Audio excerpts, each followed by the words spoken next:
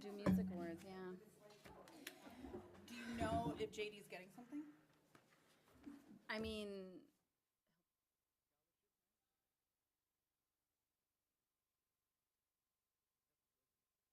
get his obligatory, I participated in solo ensemble, Aww. which he's, For Tuesday, June 3rd. I think I was Pretty too. sure I was a yes for any of them.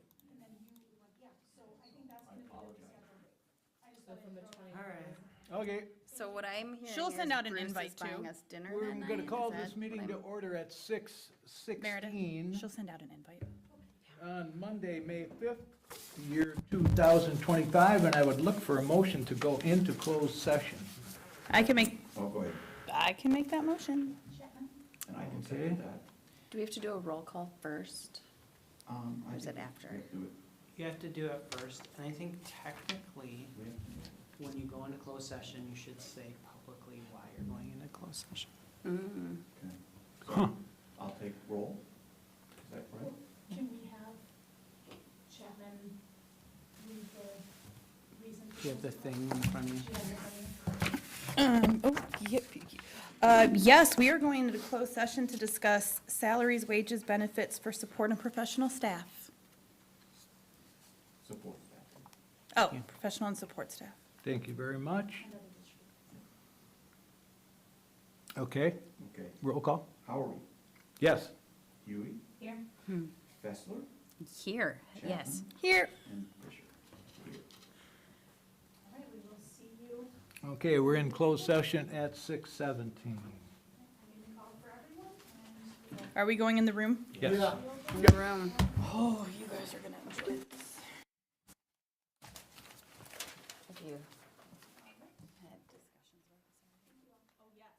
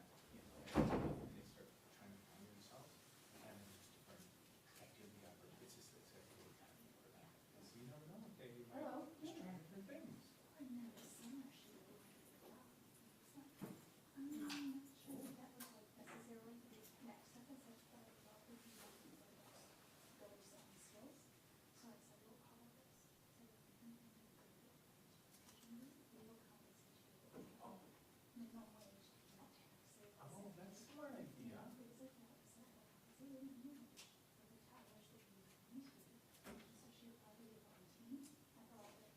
Oh, how And so she was accepted in there.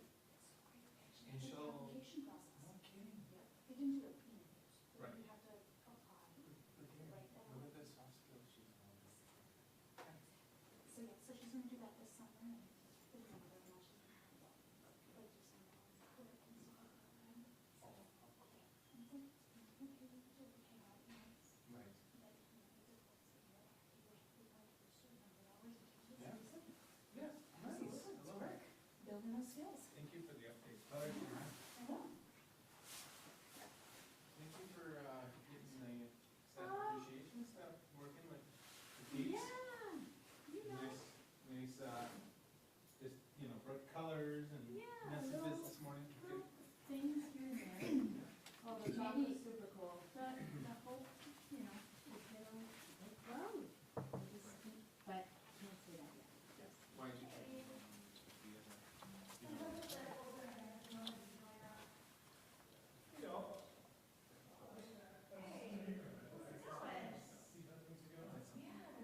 I think I mentioned that too. So, yeah.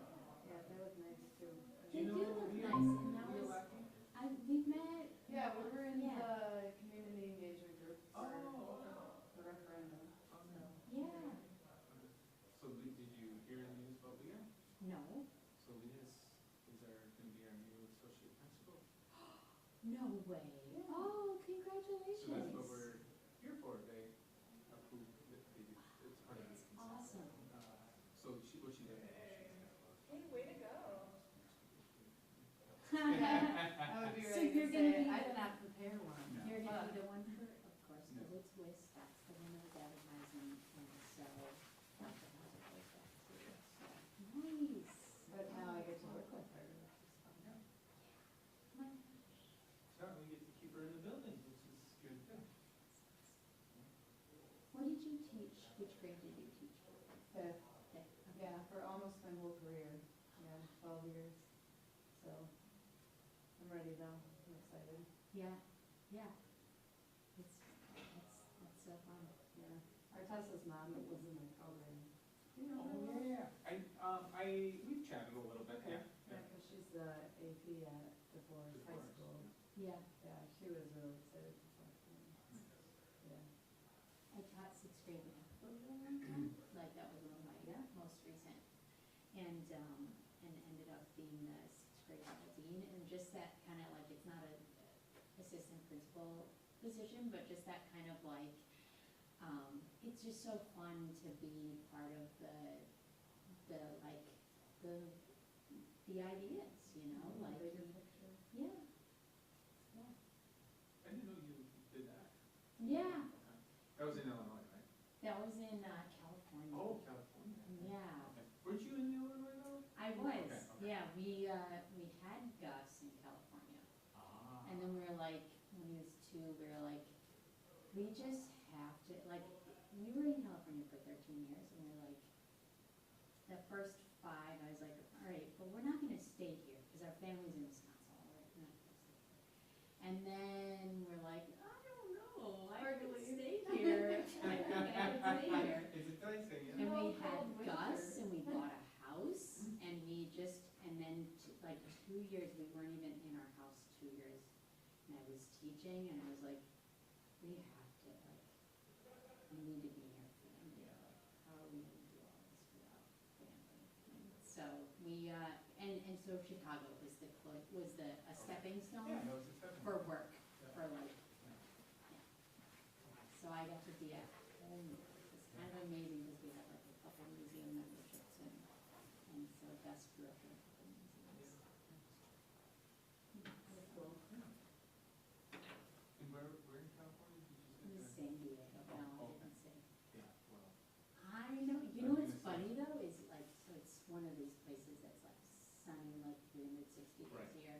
And whenever it was cloudy, I would be like, What is this is so nice, this reminds me of home, and they're like, oh, this lousy weather, and I'm like, Wow. yeah, it's so cozy, this like, How funny.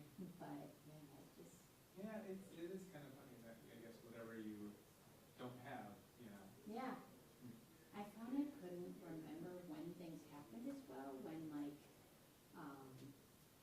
seasons connect to your memories, so like something happened in winter when it was snowy and cold, like it was just kind of all the time summer weather, that it felt like, that I would lose, I felt like I lost track of the Point of years reference, more. yeah. Yeah, it's like an equivalent That's to like a interesting. retirement, where there's no structure for like a Monday to Friday job. Yeah. What day of the week is it? Yeah, exactly. But you know, like after about 5 or 6 years, I did like when December came, I started like getting out of school. Go with that like The feel, yeah. slight, Like almost that necessary. slight thicker Yeah. jacket, Yeah. you know, cause it's chilly. Actually, the houses, like they have no insulation, and so when it's so cold there, yeah, So when at the home temperature in the would winter, cause a drop lot a of little them wouldn't even have heat or anything, so.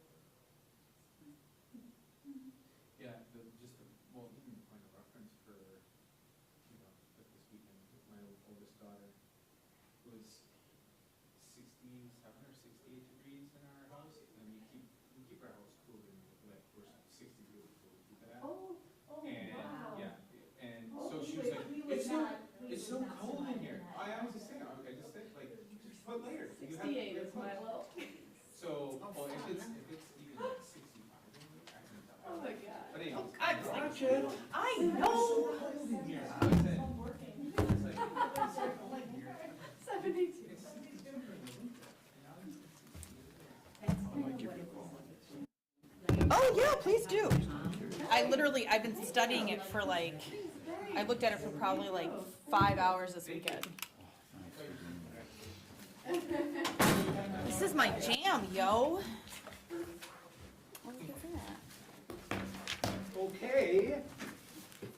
So we are back in open session at 7:05.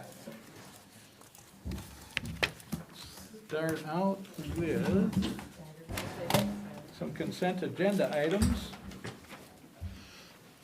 Is there anyone on the board that would like to pull out any individual items from the consent agenda? Or should we go ahead and just approve it? All right, look for a motion to approve the consent agenda items. I can do that. Thank you, Bruce. Second? I can second. Thank you, Megan. Chapman. Chapman. It was Chapman. Okay. All those in favor, please signify by saying aye. Aye. Opposed? Motion carries 5-0 unanimously. I just want to acknowledge before you continue on, one of the things you just approved in your consent agenda item was a hiring of a new administrator and associate principal at Wabisa Intermediate School. Leah Lackey is here in the audience today. Let's please extend our gratitude to her. We very much look forward to working together. We literally grew our own. It's true. Really? Did. Grow your own, really. Literally did. There are also some co-curricular staffing recommendations and professional staffing recommendations. No vote is necessary. Angie, are there any public comments this evening? We have not received any public comments. Okay, and I did not either, so we will skip through to the McFarland High School student report. There's Hade. Hello, everyone. Good Hi, evening. Hade. We were supposed to have another member join us, but she couldn't make it. She was actually a Hope Squad member. Something came up with her family, so but she'll probably come up next time. Perfect. All right.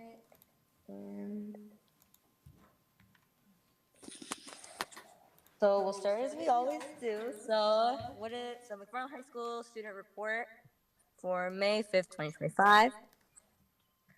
So what's going on at MHS, some celebratory things that happened. So AP testing has officially started. From the 5th to the 16th of May, no bells will be ring in McFarland High School to not disturb any testing students.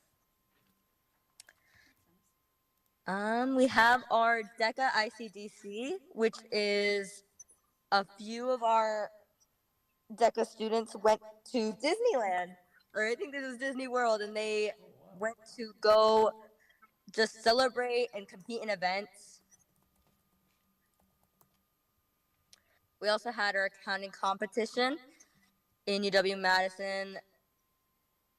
We had a few of our students from our accounting classes participate and participate in this competition with analyzing cases of study and a lot of things that they've been learning so far. We have our Driftwood books starting accepting submissions. Their posters are hanging all around the school and are accepting all forms of art, photos, paintings, all that kind of stuff, just to celebrate the diversity in art and all the arts that we have in our school. Our Mad Month conferences are said, I heard, to be planned and hosted here in Wisconsin, and I'm assuming McFarland High School. And what do we have coming up? We have a possible Culture Week hosted by Language Club this year around May. We're not really confirmed though, as we remember from last year that it was Connect who hosted that, where we celebrated all kinds of cultures with different clubs and just bringing it up during speakers, and it was a lot of fun. So it's good to outreach into other clubs hosting it.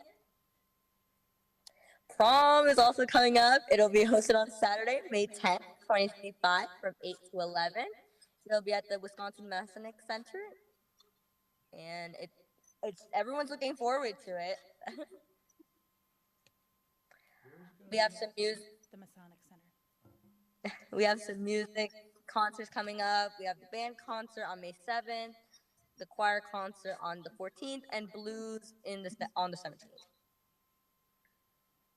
We also have our, as usual, athletic updates. We have softball, girls lacrosse, boys lacrosse with multiple really nice plays. Baseball, girls soccer, and boys golf also were very busy. Boys tennis also had a nice win over their conference opponent with Stoughton. And our ultimate frisbee team had a really good game, winning 14-13. And some student staff updates. We just wanted to thank the staff. Happy Staff Appreciation Day. Thank you for everything you do to make our schools and community a better place. Thank you so much. Well, thank you. Tade. Any questions? Any comments for the young lady? I don't think so. No. As always, job well done. And go charge your Thank you phone. so much. You're at 9% Hade on your cell phone. Thank you. You guys have a wonderful night. Have a great week. Have a good night. Thank you. Bye. Okay. Informational items. We will start with school board notice posting locations. Board policy specifies where the school board agendas shall be posted. Legal counsel has suggested that annually we indicate the locations that these notices are placed. The following is a list of posting locations for 25-26 that are required, as well as a listing of posting locations around the community where we may provide notice when possible. I can go through these. The 25-26 locations where notice is provided as required by policy is the McFarland Leader Independent, McFarland Cable Channel, McFarland High School, McFarland School District website. 25-26 additional locations where notice may be provided as possible. Village Hall, ED Lock Library, One Community Bank, McFarland, McFarland House Cafe, Indian Mound Middle School, Wabisa Intermediate School, Conrad Albion Primary School. McFarland School District municipalities, and that's it. So, any comments or questions or think there's- possible additions or subtractions? Just so that the public knows, they're also posted in electronic communications in several places. I remember when I first joined the board, I thought, these are the only places we've Correct. provided it, but no, they're posted a lot other places. This is just where it's required by policy. Okay. Anything else? No? Okay, then we will move on to parent guardian satisfaction results. Mr. Tarnitzer, the floor is yours. Thank you. I am here, you recall at a previous board meeting, I shared the results of our student survey that we did with students in grades 4 through 12, and this is our annual parent guardian survey results. So I will share these with you, and we will have time for questions at the end. So this was done in March. We had a 20% participation rate, which is a little bit lower than last year. I will tell you that my hypothesis is that we've been doing this survey 3 years in a row, and the more you do a survey like this, the response rate's probably impacted by it. We communicate it with our families, both, here's a survey coming, but they do receive an individual direct email with multiple reminders as needed. So some of you have gotten that. Please note that some families choose to have just one family member fill it out and sort of representing their household. That does impact the participation rate because it is that's all the people that got it, not households. So in terms of this, you can see here in this figure, the respondents, what I would say is Conrad-Elvian Primary School is a little bit overrepresented. If you look at their student population, they certainly should be a smaller percentage of the overall results, and the high school should be a higher. They have 4 grade levels, and Conrad-Elvian has declining enrollment. So a little bit of a skew there. Grade level similar, you have kind of an underrepresentation, I would say, primarily in 8th and 12th grade. So that probably accounts for some of this in the high school. I wonder if the 12th grade one is just with people, as the students leaving, they don't feel it's as important to give feedback. Yeah. That's what I thought. The 8th grade is the one that's weird to me. Yeah. That's such a crucial year. It is a smaller class. 7th grade is a humongous class. Okay, in terms of receiving services, what I would say out of these respondents, I don't know the percentage off the top of my head for advanced learner services, people that receive advanced learner services, but it's not 19%, so it's a little bit overrepresented, and our free and reduced price lunch is about 17%. So that would be underrepresented. Oh, by What a is a lot. 504 plan? So a 504 is related to students that have disabilities, but they're not identified through IDEA, so they have some impairment Okay. through Section 504, the And Civil that's Rights Act. determined by the district or? Yeah, by the district, Okay. yep, in collaboration with the family. It's, So, go it's ahead. like it's like one level lower of services provided than special education or an IEP. Yeah, it could be, in- yeah, that's a If we way really to make put it it, right. simple. Yep, Right.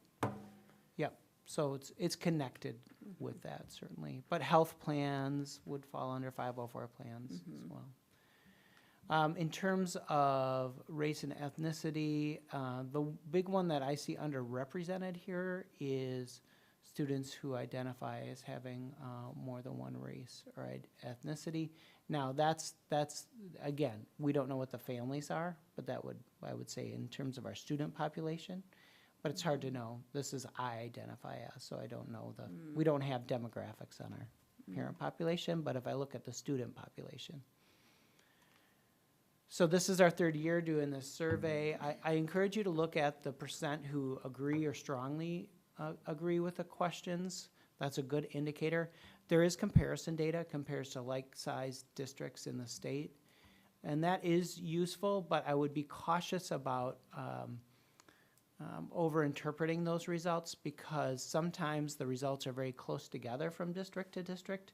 So a small change can really make you jump up and down in your ranking compared to other districts. So look for patterns. The data is averaged across buildings. There are differences between buildings, sometimes fairly significant, and they do a building level analysis as well with their leadership teams. Overall, nearly all the scores increased, and the scores are high relative to the scale and comparison districts. That's indicating that the things that we're doing are targeted system improvements when you're talking about behavior, bullying, communication are working and should be continued and expanded. It's always nice when you can look at a survey and go, okay, what we're doing seems to be like we're on the right track, keep on that track, do more of that. And that's what our student survey results revealed as well. So a nice pattern there. I'm gonna get into these overall strengths for you, and a lot of the stuff I'll put at the beginning will be a good summary, and there's not much I'll need to say when we get into the individual questions, but I'll address those as well. All 4 indices increased, and all were above a 4 on a 5-point scale with high comparisons. We'll talk about those a little bit next, and what those mean. In most areas, we're looking at 80% plus in terms of people that strongly agree to the positive statements. Facilities, always a real strength. We have amazing staff, and the students, too, take care of their spaces. So that's a real high one. You can look at climate, feeling that their child's treated with dignity and respect. We saw a small increase there, very high with 95%. Also very high with a child feels safe at school. That's something we take great pride in. Then you have people feeling welcome, that they feel welcome in their child's school, 93%. Of course, with all of these, we'd like to see 100%. You know, that's not to say we don't have work to do. In terms of our parent and guardian involvement, supporting their child's learning, that they know how to, that's been an area of focus for us. And 91% is certainly a nice score, with that being in the 85th percent for comparison. So something to be proud of. When you look at having at least one staff member that you feel comfortable contacting with an idea or concern, it's 87%. That is not high enough. That's certainly something that you'll see in areas of concern that we want to address as well, but still relatively high percentage. I can't remember. Had that been gone I think it was flat, or I would have Yeah, 'cause indicated that's one that such. surprised me. In terms of, oops, there's a little typo there. 88% strongly agree that the school provides opportunities for parent involvement. That did have a small increase, but 89th comparison. So feel like we're headed in the right direction there. Discipline, this one is really exciting to see, you know, the percentage of parents feeling that their child's treated fairly when they break a rule, and to see an increase in that and to have the 97th comparison is really nice. Student support, that their child's getting the support they need with 92%, certainly very good, and a significant jump for an already high score there. Communication is an area of focus. You'll hear this in both areas of strengths and concerns. So saw some nice increases in this area related to how their child's doing at school, communication being timely and transparent, and the percent listing the school communication as great or good. So some real high, both in terms of overall score and comparisons. That's been a focus in the district, and we're proud to see those continue to increase. People feeling satisfied with how much their child has learned this year. Very high comparison and also a high rating. Again, want to see that at 100%. I wanted to highlight here a real jump. I think it was the largest increase of any area, which was 4.72, feeling like the district is headed in the right direction.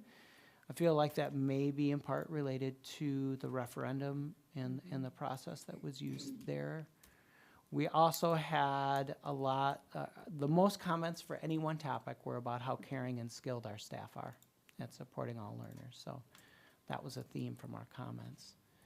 When you look at overall growth areas, you can see here that bullying continues to be an area of growth of 85%. Now, that did increase significantly. I think this was our greatest increase and is in the 92nd percentile. So, but it's not enough to say, hey, look, we're better than a lot of other districts and we got a lot better. We still have work to do. And there were a lot of comments about consistency in practices and things. So we really feel like this is our second year of implementing both our behavior response plan and our updated bullying prevention and intervention plan. I feel like that really accounts for those results, the professional development we've been doing. So we've been increasing over the last 2 years, so what we're doing seems to be on the right track. Just more of it. Which also connects, I think, to the culture. 87% agreeing there's a healthy culture in our school. That's just not sufficient. We want to see that number get higher and feel like if we keep on the same trajectory we have, you can see these increases over the last 2 years. That was a Big big one. score change. Yeah. Which is also good. Yep, yep. Both of the last 2 years. Yeah, the last 2 years as well, yeah. People having opportunities to give feedback to teachers, that's something we've really focused on, providing opportunities for staff, or for families to do that, both in surveys and also in focus groups, and you see an increase here, but still some more work to do there. And then lastly, I mentioned communication, that 87% not being acceptable, 68th comparison. And you saw these comments about streamlining and improving communication. And I'm just gonna give you a little bit of a caveat. Anything you would do to improve in this area is going to decrease the score for somebody else because everybody wants something different. So some people are like, give me one-stop shop to give me everything. And then some people are like, I need to see it in multiple ways so I catch it, because I might not see it. And some say I want more information, and some say I want less information. So the sweet spot, we're getting pretty close, I think, to the sweet spot. We could continue to be a little more concise in our newsletters, but that has improved dramatically since the survey last year. But that's the answer to your 100%. Yeah. Yeah. It might be impossible. Yeah. So when we talk about the index, there's these index, and they're really a snapshot of results that pull together multiple questions into one area on a 5-point scale, with strongly agree being the 5. And you'll see here, it's a little bit small for you in the room, but there's these informed, included, educational excellence, atmosphere, and then experience that cut across. So you can see the increases range from, let's see, we had the 0.98, I guess, for informed, all the way up to the 2.01 for educational excellence in terms of improvement. You can see the comparisons are all very, very high in these areas, and that's just something that we, I think, should take a lot of pride in that when you pull together multiple questions, that there is some increase in there, very, very high. So that's something to celebrate. In terms of an overall satisfaction, how likely are you to recommend our school district? And you can see that score had an increase from last year to this year, and fairly high in the comparison, but we'd like to get that higher. 8.19 is still not sufficient. So this is kind of just pulling together for a quick snapshot for you of things I've already summarized. You can see that here. These are the top 5 by average score. So you've seen these before. It's just kind of nice to know what's the most important. And you can see some of those haven't changed, which is positive. When you look at the top 5 by comparison percentile, similar things that you're seeing. And this is where you see excitement in the communication, the school communication being so high, the breaking the rule being so high compared to our neighbors. So when I say the comparisons don't matter much, I wouldn't say that means like 96 out of 100 schools are below us. Yes, technically, but just think we're like at the very top of that scale relative to our neighbors. So comments, we also had a bunch of strengths, and it's summarizing these courtesy of our friends at OpenAI with ChatGPT is very helpful because it does pull together things, but talking about our staff and how caring they are, giving that personalized attention, individualized support, relationships, something to really celebrate among our staff, especially this week, the Staff Appreciation Week. That effective and inclusive communication was another common theme in our comments, as well as a safe and welcoming and inclusive school environment. So these were our 3 top. There's a 4th that comes in real close with another about 50 comments about opportunities and family engagement. So some real great things there. On the other half, you see our bottom 5 scores. I'm just gonna say, like, and I don't want the public to get the idea that we think that we're good enough, because we don't. So, but to have your lowest score or percent agreeing, disagreeing, down at a 3.93 on that scale and an 85%, that's pretty good. And even when you look at the bullying one being our lowest score, it increased 5%. So it just says we still have work to do, but we're doing the right work here. Comparison percentile, you see the lowest being that one school staff member to contact. I don't know exactly how to increase that. I don't know. I think you feel comfortable when you get to have a conversation with people. That's how you feel comfortable. I don't think getting an email from somebody, in a newsletter once a week is probably enough. So it could be that would be something to think about, is just positive phone calls or things like that, or I don't know. And then, When you go back, what was the last one that was minus .24? is that one, Yeah, that's the one that just- staff member, yeah. That was weird. And I also, I thought that the school board is doing what it takes. Come on, guys, we gotta step our game up. Let's go. Yeah, I don't feel it's proper for me to address this, but it is, it is there for, you. think I go back to the bottom one, of course, like having Yeah. a school staff member. I think that question, as a parent, read that as like one school staff member who's not my child's teacher. Interesting. And so, looking at that data, I think that's interesting, that it's maybe a little bit on the lower side, because as a parent, do you know, like, let's say your child doesn't have Yeah. special needs or other things, how much do you interact with non-teacher staff? I don't know, so Yeah. Could be. it's just a Oh, food for that's, thought. that's a good interpretation, though, to know that Or if you don't if talk you about did, I'm it, sure other Yeah. people, you don't know. Yeah. Right. It's also a good example, too, of that one, is where you can see what I was saying about the comparison percentile. So we're 68th% comparison, and our score is a 4.17 on a 5-point scale. So, Yeah. It's still pretty, yeah. those ones that are at the 98th percentile are blowing off the charts. In terms of our growing areas, the most of the comments are about communication. We do have a separate section where we ask for feedback about communication, so that's why that number is a little bit skewed, I think, on the higher. But this idea of these scattered platforms, wanting simplified targeting messaging. So I think we could be a little more concise for people and saying, if you want to know more, click here. Yeah, I It's a way to go. I don't know.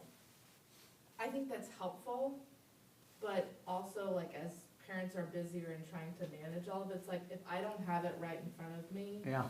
am I really gonna click here to go search someplace else for the information I Right. want at my fingertips? And like you said earlier, you're never gonna meet 100% of what someone's communication needs or expectations are. We kind of talked about, like, if there's a way, like the scattered platforms, like as a new parent in the district, do you know what platforms are used for what, how to access them? Like, all in one encompassing thing you get at the very beginning might be helpful. I think there's things kind of in the works Yep. for that, That's but one of the things we're working on. it's hard to know what you don't know. And I want to get it every way. I want emails, I want letters, I want Facebook posts, I want it all. Yeah, Airplanes in the sky, yeah. a lot of people do. Yep. If we could start a TikTok, that would be You'll awesome. see that a little bit. my goodness. Okay. That'll be fun. So then, moving on, my email. if it still exists. So, and then you had some curriculum, academic standards, some ideas about kind of the grading practices continues to be an area of growth. We actually have a meeting on that tomorrow. So that certainly is something, more consistency, I think, is the focus on some of these comments. Increasing our rigor, some people feel like our kids need to be challenged a little bit more. And some feel like there should be, more focus on retaining our high-quality teachers. You also have some behavior, which I mentioned earlier, a little bit with the inconsistency, people feeling like addressing behavior, kind of, my kid comes home and he tells me about how other kids act, kind of a thing. Those were some of the comments. Getting into the item analysis, I'm gonna go through this pretty quick, since a lot of these were summarized in the beginning. That was sort of the way I kind of set this up, was so that you would get an overall theme. So this should be very redundant to you in terms of these areas. So you can see some of these recurring things that we've talked about. That's that rating the communications I mentioned. I summarized that with the 41 and the 47 together, so real high rating. This is one you haven't seen, so this is kind of interesting. That was fascinating. 95% want emails. Fascinating. And then we also had people talking about texts. And so the challenge with text messages, of course, is that if you overwhelm people with text messages, they might stop looking at them. We currently only use them for emergencies. So whether cancellations, a safety incident that requires immediate attention. So attendance, you do get your child's Oh. marked absence. Lunch balances. Lunch balances, yeah. Yeah. I get mine. Mine says your child is negative. That's me. Yep. But, yeah. So that's something I think we could think about. I just want us to be cautious about that. I think that could be a I slippery think you're slope. close to the sweet spot right now. I am surprised by the emails. Yeah, I was. Because- and it's been consistent Yeah. the last 2 years, 3 years. Yeah. It's just surprising to me because when I talk to people, they say, oh, I just lost the email, or I didn't see it, or I'm never, like, my email is overwhelming. So, but that's good. I mean, Yep. it gives us the data we want to know. I do think that the more that we can be, and I'm not saying we're not doing this, but the more that we can be consistent in what we put in the subject, Yes. so that people can make a choice to know, like, is this worth it? Oh, this is also interesting because it was about a 20% response rate, Yes. and all of the surveys are sent via email. That's true, yeah, that's a good So observation. are we actually going to capture the people who aren't Reading wanting their email. emails? Right, that's a good point. That's a really good point. Our whole administrative team no one has brought that up. Mike Bessler. It could be, yeah, it could be a little skewed. Yep. So, anyway, I think we're doing, honestly, seems our like we're committee, okay. our administrative team felt like, let's not overinterpret communication, because you will just end up wishing you were doing what you're Yeah. doing. For sure. School experience, we've seen these. I've talked about all of these to you, so you've seen all those. It's just kind of nice to see, and you can see those big jumps. Same with this slide. That updating on how their child's doing at school is one that we take a lot of pride in. So really impressive. Our teachers are working really hard, especially in those that are using Canvas and Seesaw to keep people informed. More on school experience. Opportunities for parent involvement, certainly very important. Love that feeling safe at school. Knowing how to support your child, again, our teachers have been doing a great job with that. And then finishing off this section with feeling welcome at your child's school and other things, Homework, kind of an interesting one there. And, 69% feeling just right. And then 11 too much, 11 too little, and 9 are like, That's ooh. really interesting. Too much and too little, same. Yeah. So I have to say, as an administrative team, when we talked about this, we said, that's probably about as good as that one might get. True. Because being able to differentiate to the point that all of them say just right, whew, that's a level of differentiation. I don't know. We would like to get to it, but how realistic is it? that in a classroom of, 20-some kids, you're gonna have the homework amount just right. I think one of the things we've done is that we do provide more clarity in homework for kids and what they're supposed to do, the purpose of it. I'm hoping so. Before we move on from that one, I was curious. We asked a similar or same question in the student survey. Does anyone remember off the top of their head what the students thought about this? No, that's very admirable that you'd think that. Yeah, I think that's they a great said- question. We could do that. We I could think do high a little- schoolers said they got too much. No, I'm Yeah, kidding. It was an right. average, but. They were stressed. I remember Yeah. our high schoolers were Yes, stressed. that's right. Yeah. High schoolers were stressed, yeah. So, yeah, good question. Good question. Yeah, we should look at that. Let's do that. Let's compare that. Participation in activities, you see that, been a consistent high percentage. I think that's amazing. Yeah. Like that just, oh, made me break out a big smile. Like that's, Mhm. that our kids want to stay at school. Yep. And do things Yeah, with their peers. and that's with true. their- Don't we have in the Advisors. neighborhood of 30 or so clubs? That's at the high school. It alone. just at the high school, yeah. But that's always been our, that's a It's really strong- remarkable. Yeah, I think we have like 60 clubs between the two. Access to internet outside of school, 99%. Some don't know, I guess. And that's that. Other questions, thoughts? The only question is, From all y'all. I just wish we could get more people to take it. I don't know how you do that. Well, maybe we send a text the next time. We could. I mean, We do have really and cell truly, Or check your email for the survey. We yeah, really, Yeah. we Yeah. honestly could, yeah. That's not a bad. because then it might capture some of those folks. It just helps us do a better job. Yeah. Oh, I think it also kind of even, we had to cancel the CPS carnival, PTO carnival, like, because of lack of volunteers. Like, I think there's a little bit of a trend of, I wanna be engaged, but I either don't have the time, or it's not a priority for me this week, or whatever it may be. It's not that you don't want to participate, it's, this is a bad time of year, or I don't know, it could be a bajillion other things, But but, that is kind of nationwide. yeah, like it's the engagement. Well, and it's interesting you bring that up because we actually talked about in the school board meeting right before it that the carnival needed volunteers. I had no idea that they needed volunteers, and I talked with a lot of fellow parents, and they were like, we had no clue. That might You be know? audience too.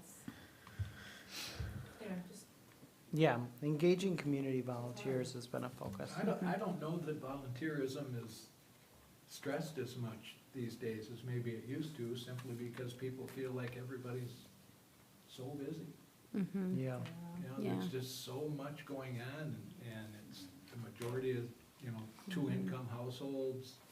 There's all Yeah. kinds of things that you could probably justify not volunteering for something easier now than before. Sure.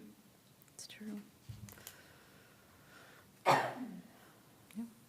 So that's all I have for that. Any other questions or comments? I think it's very positive, from my view. Yeah, that's great. One more to go, the staff survey results. Okay, Get those at a future board meeting. That's great. all right, so, Business and Education Partnership Meeting Update, Mr. Tarnitzer and Ms. Chapman, please. I'll take it over. I got all the All notes. right. So I will apologize. I was a little late to the meeting because I had a work issue. So if I have some holes, I'm turning it I over will, to yeah, you. I'll fill you in. So for those of you not familiar with the Business and Education Partnership, it is truly bringing together the McFarland Chamber of Commerce and then the school district, which I think is pretty fantastic. So first, we had a wonderful DECA update. We met our new representatives for the BEP committee next year. We have Eli Franke and Jonathan Terrell. So they've been handed over the reins, so to speak, so we're excited to have them. Then we got a great rundown of all the community events that DECA has done for us over the last month or so. So we had the Get Ready with Royalty, the Big Little Dance, we had some raffle events, then we had the annual Danchin Homes Easter egg hunt, followed by the DECA chords and letters, which I'm unfortunately not horribly familiar with. Aaron, did they touch upon that much? No. The chords and letters, okay. No, they didn't. But then they also talked about fundraising they did for the ICDC International Competition. So then, looking at the competitions for SCDC, which is the state DECA competition, we had 7 qualifiers for the international competition in Orlando. We had 8 medalists in their event, and then we had 1 $500 scholarship, which is pretty awesome. Then ICDC was at the end of April. 13 kids attended. We saw all the fun pictures. There was a leadership conference, obviously the competition, and they had a ton of fun at Disney. So that was pretty I fun. bet. So kudos to them for going out there and having a great time.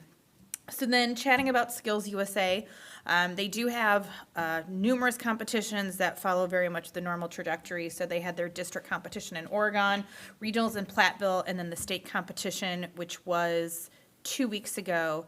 Aaron, did they talk too much about the competition? Because that was the part that I missed. Okay. Skills USA is a wonderful Not a ton. organization. For those of you not familiar, are they familiar with Skills USA? So essentially, it's really focusing on the trades. And so high school students, even college students, they can come together. And there are numerous facets of competitions they can do. It's woodworking, cabinet making, welding. And it's just a really great way for them to hone their skills in a competitive setting. Yeah. So for those, And it's like on demand.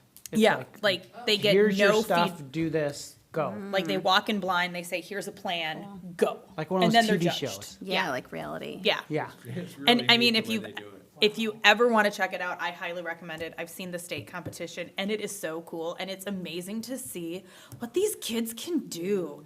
I mean, I am not good when it comes to anything construction oriented, and it was very motivating for me to go want to hang out at Home Depot a little bit more. Anyway, so then looking more into the BEP events, we have been doing the Student Employee Excellence, recognizing students that have been nominated by their employees. So thus far this year, we've had Tyler Brockhoff, Aubrey Burke, Kendall Riemann, Trent Brummer, Addie Worth, and then there is a May recipient, which I will not mention who they are Yeah. because it's a surprise.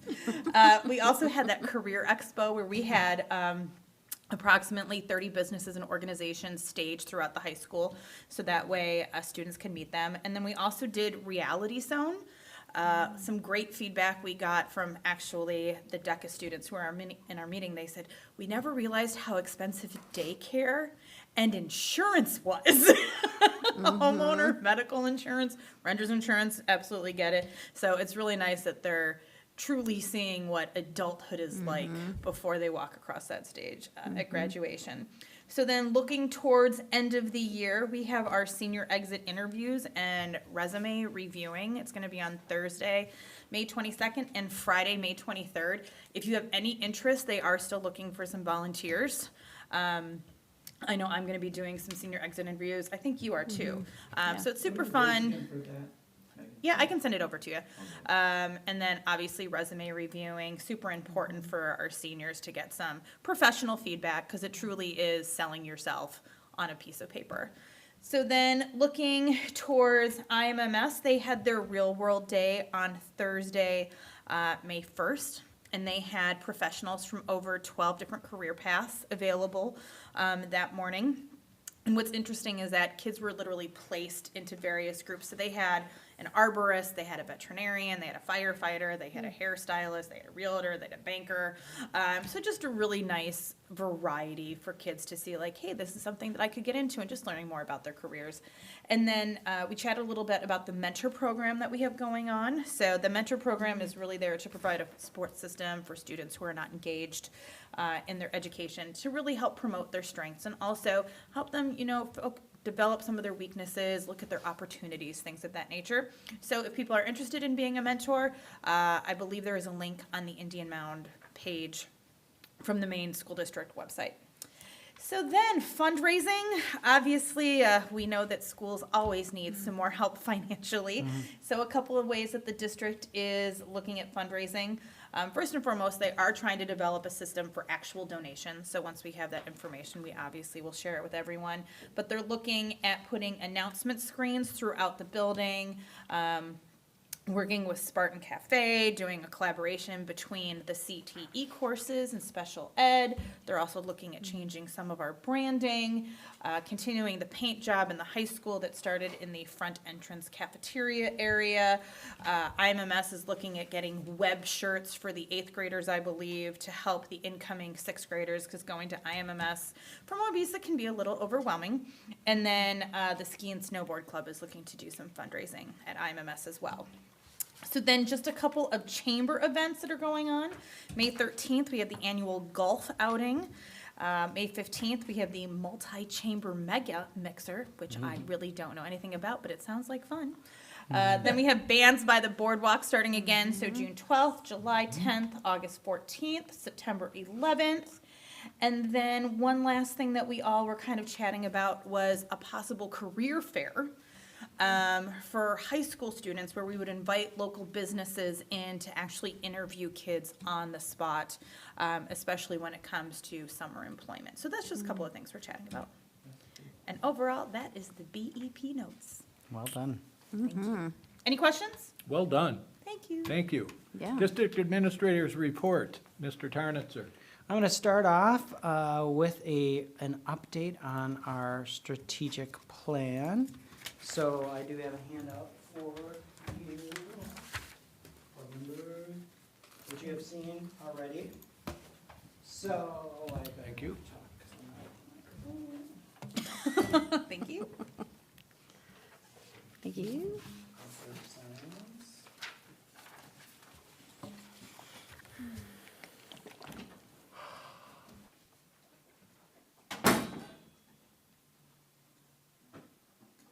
All right, so. Get to that microphone. Yeah, trying to stay on schedule here, people.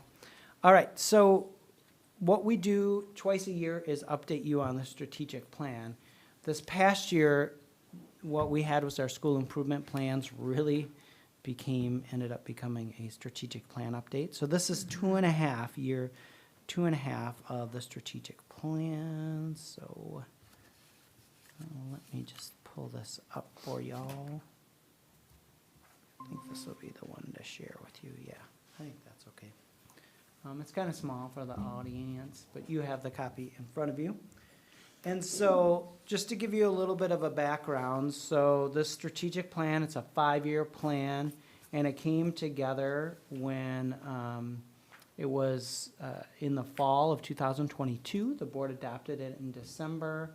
We started sharing it more so in the winter and spring and try to keep it out. You know, we've got signage, we're reminding people about the strategic plan. What really makes this come alive, though, is we have an action plan. So there's a 1 year, each year our administrative team comes together with 1 year report cards that we use to guide our work. So we list under each of these pillars and objectives, we have individual things that we're hoping to accomplish within the year. And then we measure our progress in addition to tasks completed is what is the impact of those? And we use that through our key performance indicators, our KPIs, which we'll be talking about a little later. A lot of those rely on the survey results that we've been sharing with you. So I shared all of this stuff public. Okay, we're gonna move on to pillar number 1, educational excellence.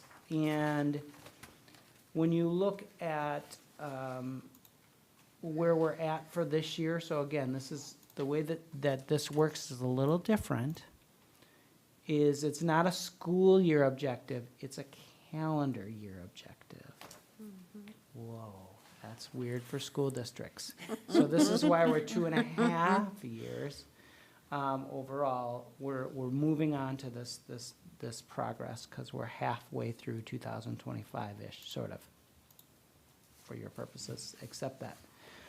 So what we're looking to do in this area is really identify and define the short list of kind of our high leverage strategies to impact all instruction across the district.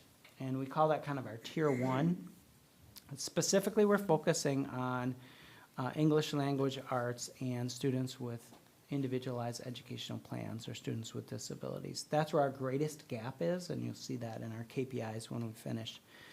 So part of that is about providing professional development for our staff in these areas.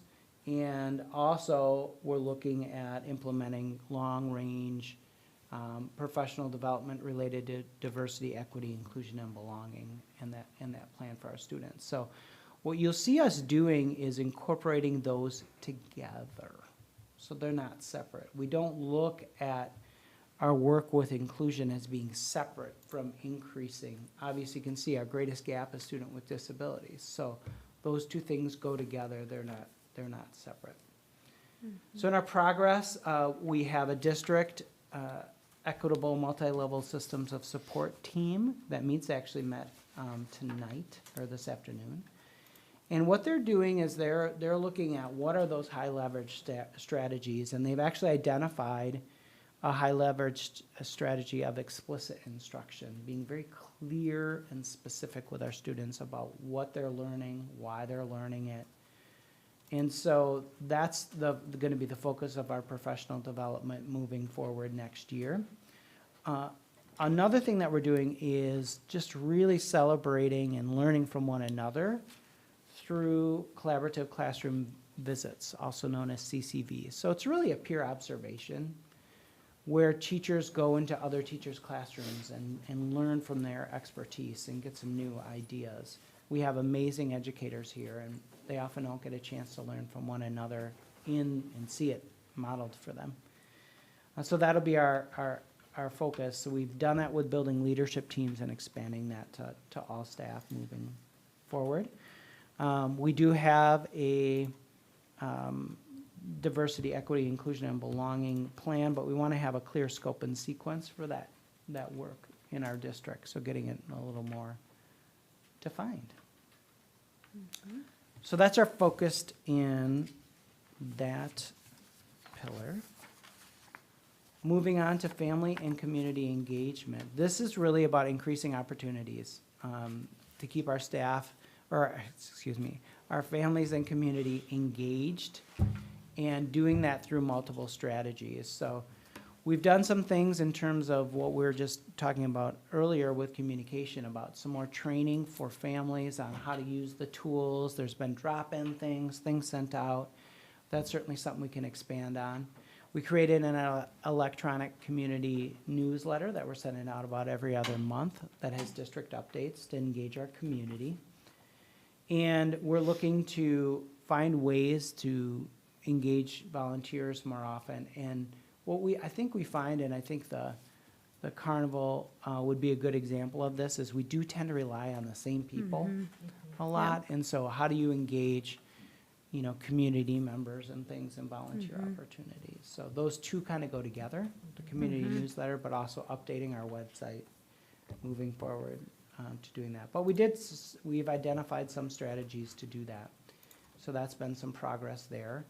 And then continuing with gathering feedback from our families. I mentioned that. We've had some focus groups on different topics, such as conferences or new families. The middle school did a new family focus group on what was helpful to you.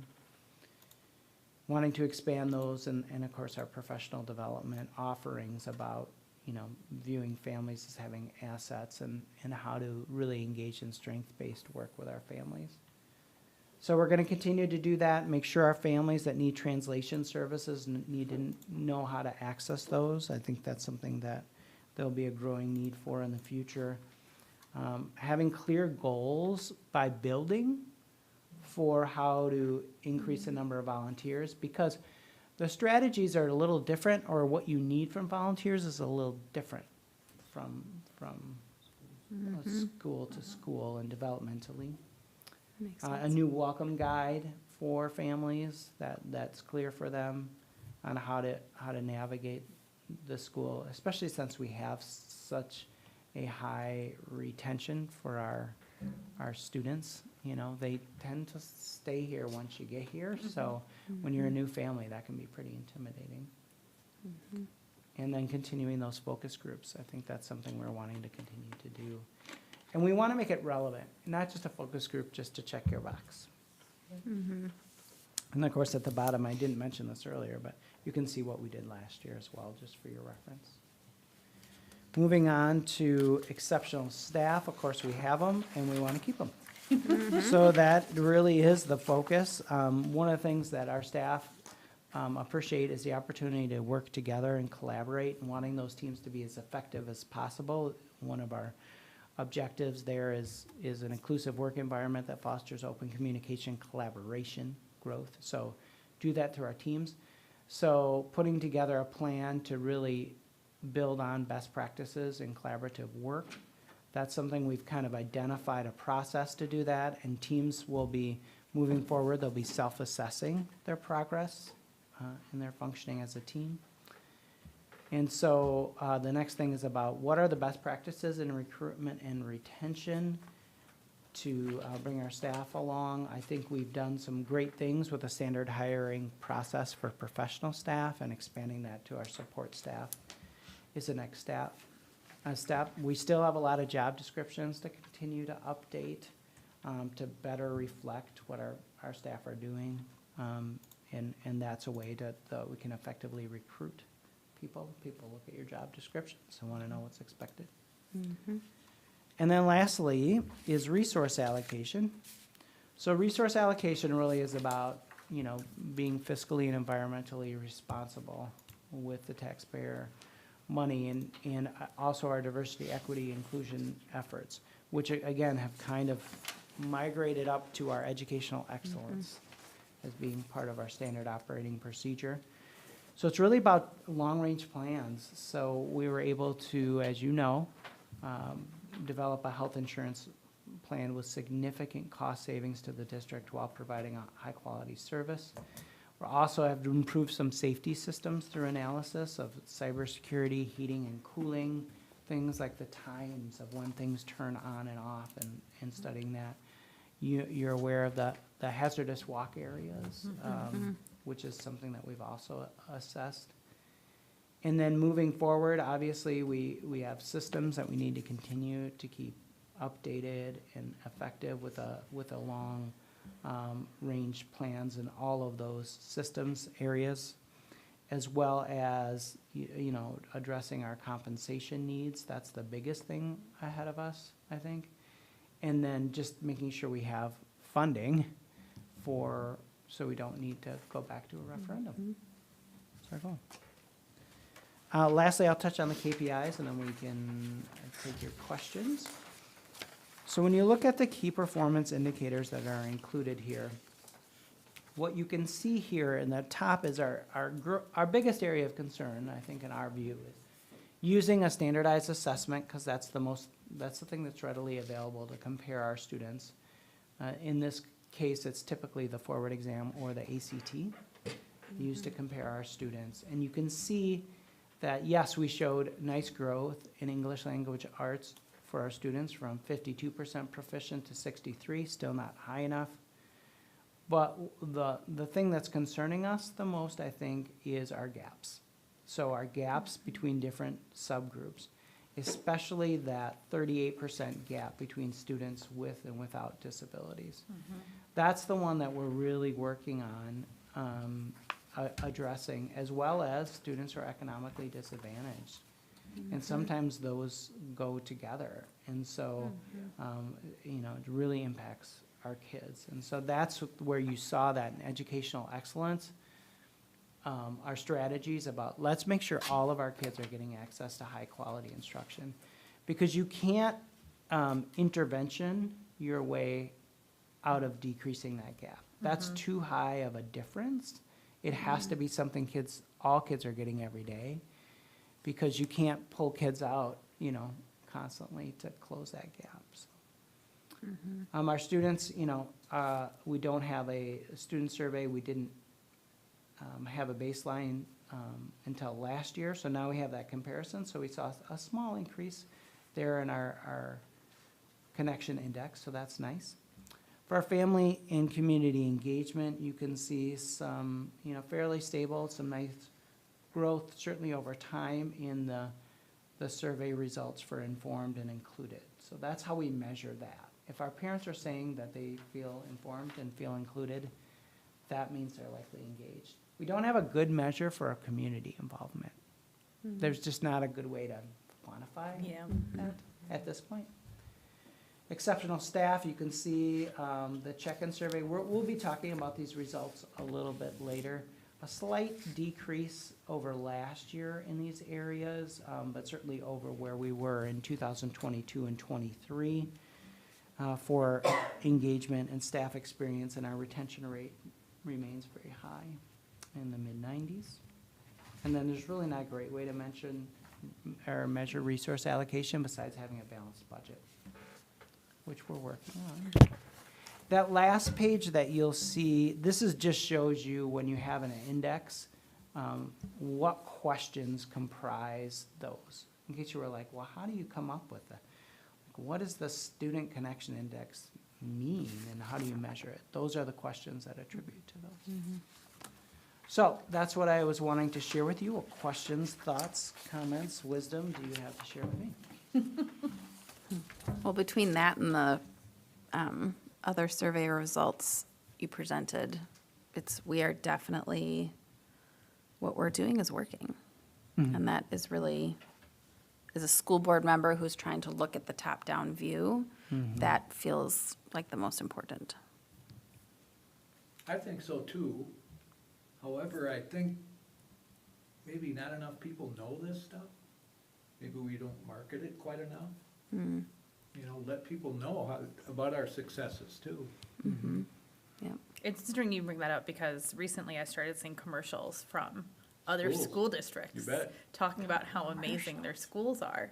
And I think we kind of live in this happy little bubble of McFarland's amazing and we know it's amazing, but, but obviously advertising is very expensive as well. So it is interesting though to see that I had never seen it districts, before the last couple of years. yeah, like Yep. districts are now starting to market themselves more. Yep. Is that marketing targeted towards, like, students and families or Yes. staff? Students and families, the ones I've seen are. Interesting. It's actually the one I'm talking about. Sauk Prairie. Interesting. I don't think I've seen one. I don't think I have either. I haven't either, but I'm just happy that we're just now just getting, we have these surveys, we have the strategic plan. I mean, in many cases, and Darren, you and I talked about it, I mean, these just didn't even exist in our district. And so I think we'll keep getting better, but over time, you have that longitudinal comparison that is gonna be very valuable. We got all the baselines we need, I think, now to Yeah, move forward and that's exactly right, Craig. see if we're growing or, Yeah, and we needed to do that, now, yeah. Anybody else? I think one thing I'll comment on is under the family community engagement. At the survey piece, I think the principals are doing a really good job of asking for input and then in weekly newsletters and communication back to families saying, you told us this, we did X, Y, Z Nice. because of that information. And I think that only grows engagement and encouragement of we're listening Yep. and we're actively changing something based on the feedback and not just, oh, status quo, we're doing great by the numbers, but doesn't mean, don't have room for improvement. So I think they're doing a really good job with that. So keep up the good work. Nice. Wonderful. Anyone else? Recognitions? All right, so the rest of my report, the usual, right? Give some shout outs here. Want to really thank two of our outstanding educators here, Ms. Brazel and Ms. McAleer, for their leadership with the equity picnic that just happened. We had about 40 students, middle and high school students, participate in a morning of really working together to think about how they can make a bigger difference in their schools. So this is totally student-led.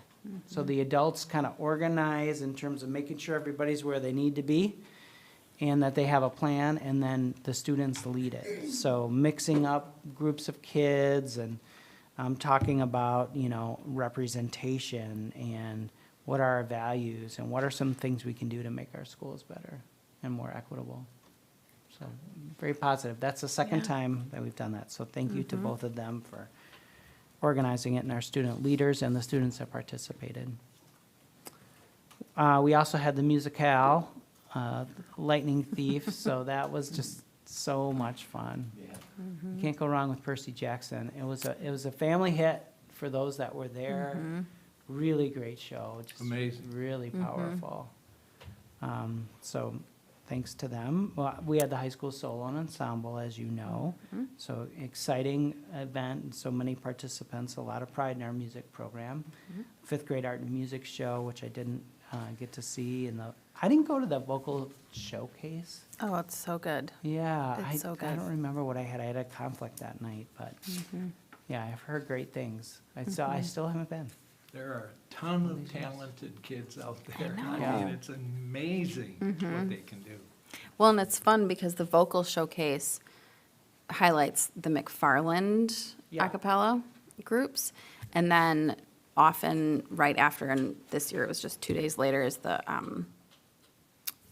Mad City Summit. Oh, yeah. No, I don't know, but it's a cappella from all the surrounding schools. Do you know where that is? It's always in Oregon.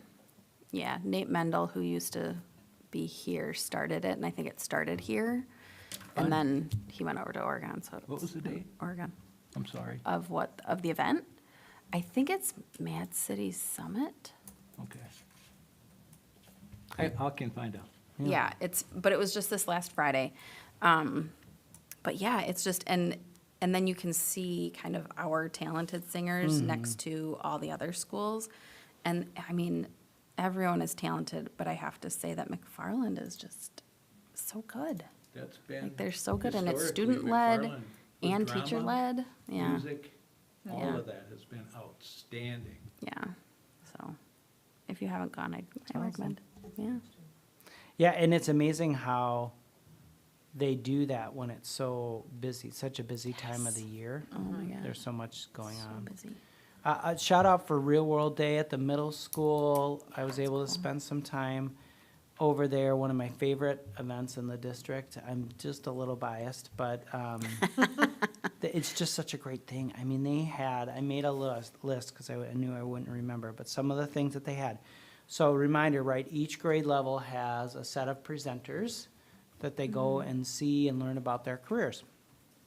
And the vast majority are local community members, but certainly local businesses. And you had banking, a hairstylist who was actually doing someone's hair while they were presenting. That was really fun. Didn't do mine.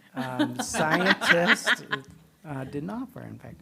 Scientists, engineers, firefighters, photographers, zoological educators, and arborists, gym owners, nurses, former student, by the way, dog boarding, local business panel that included our very own MRAP, Alicia Fix, school to career student panel, high school student panel, and driver's ed.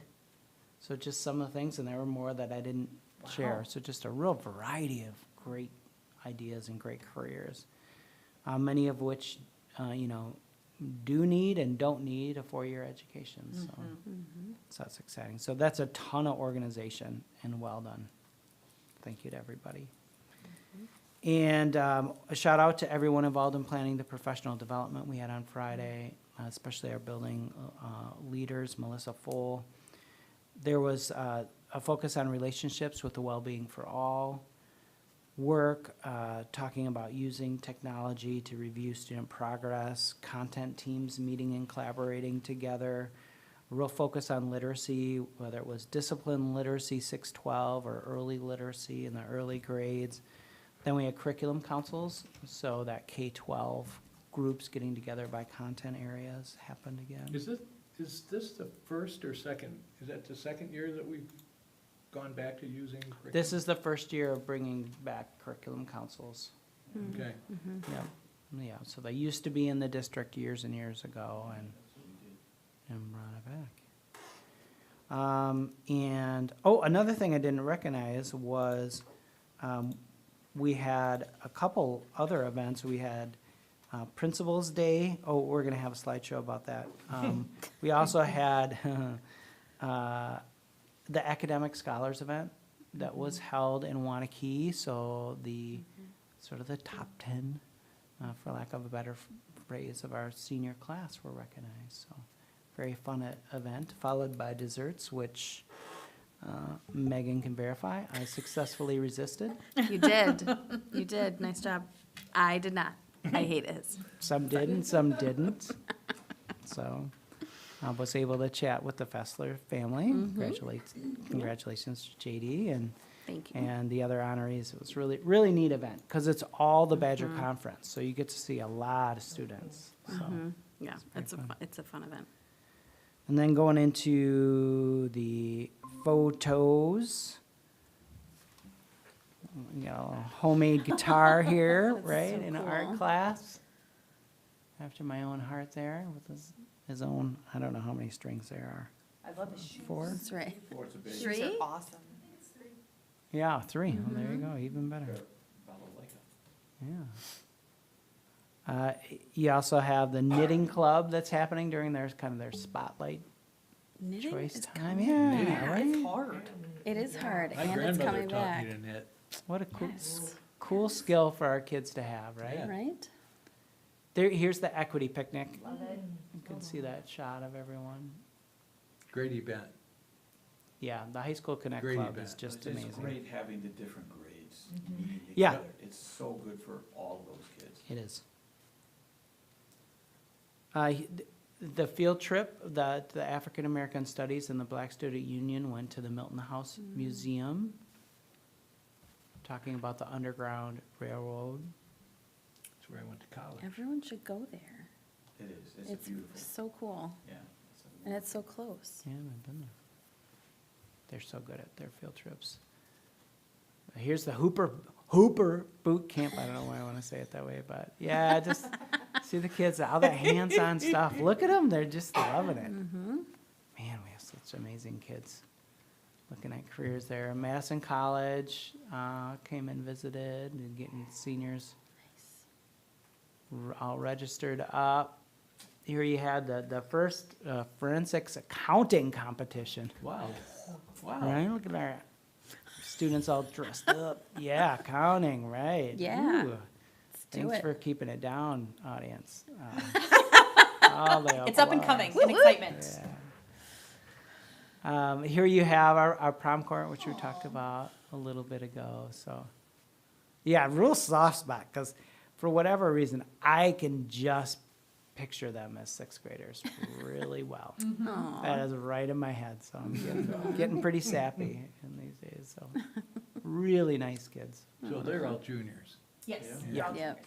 Yep. School Lunch Hero Day, yeah, it was on the 2nd, which is kind of interesting. That was a day off Oh, yeah. for them. So congratulations.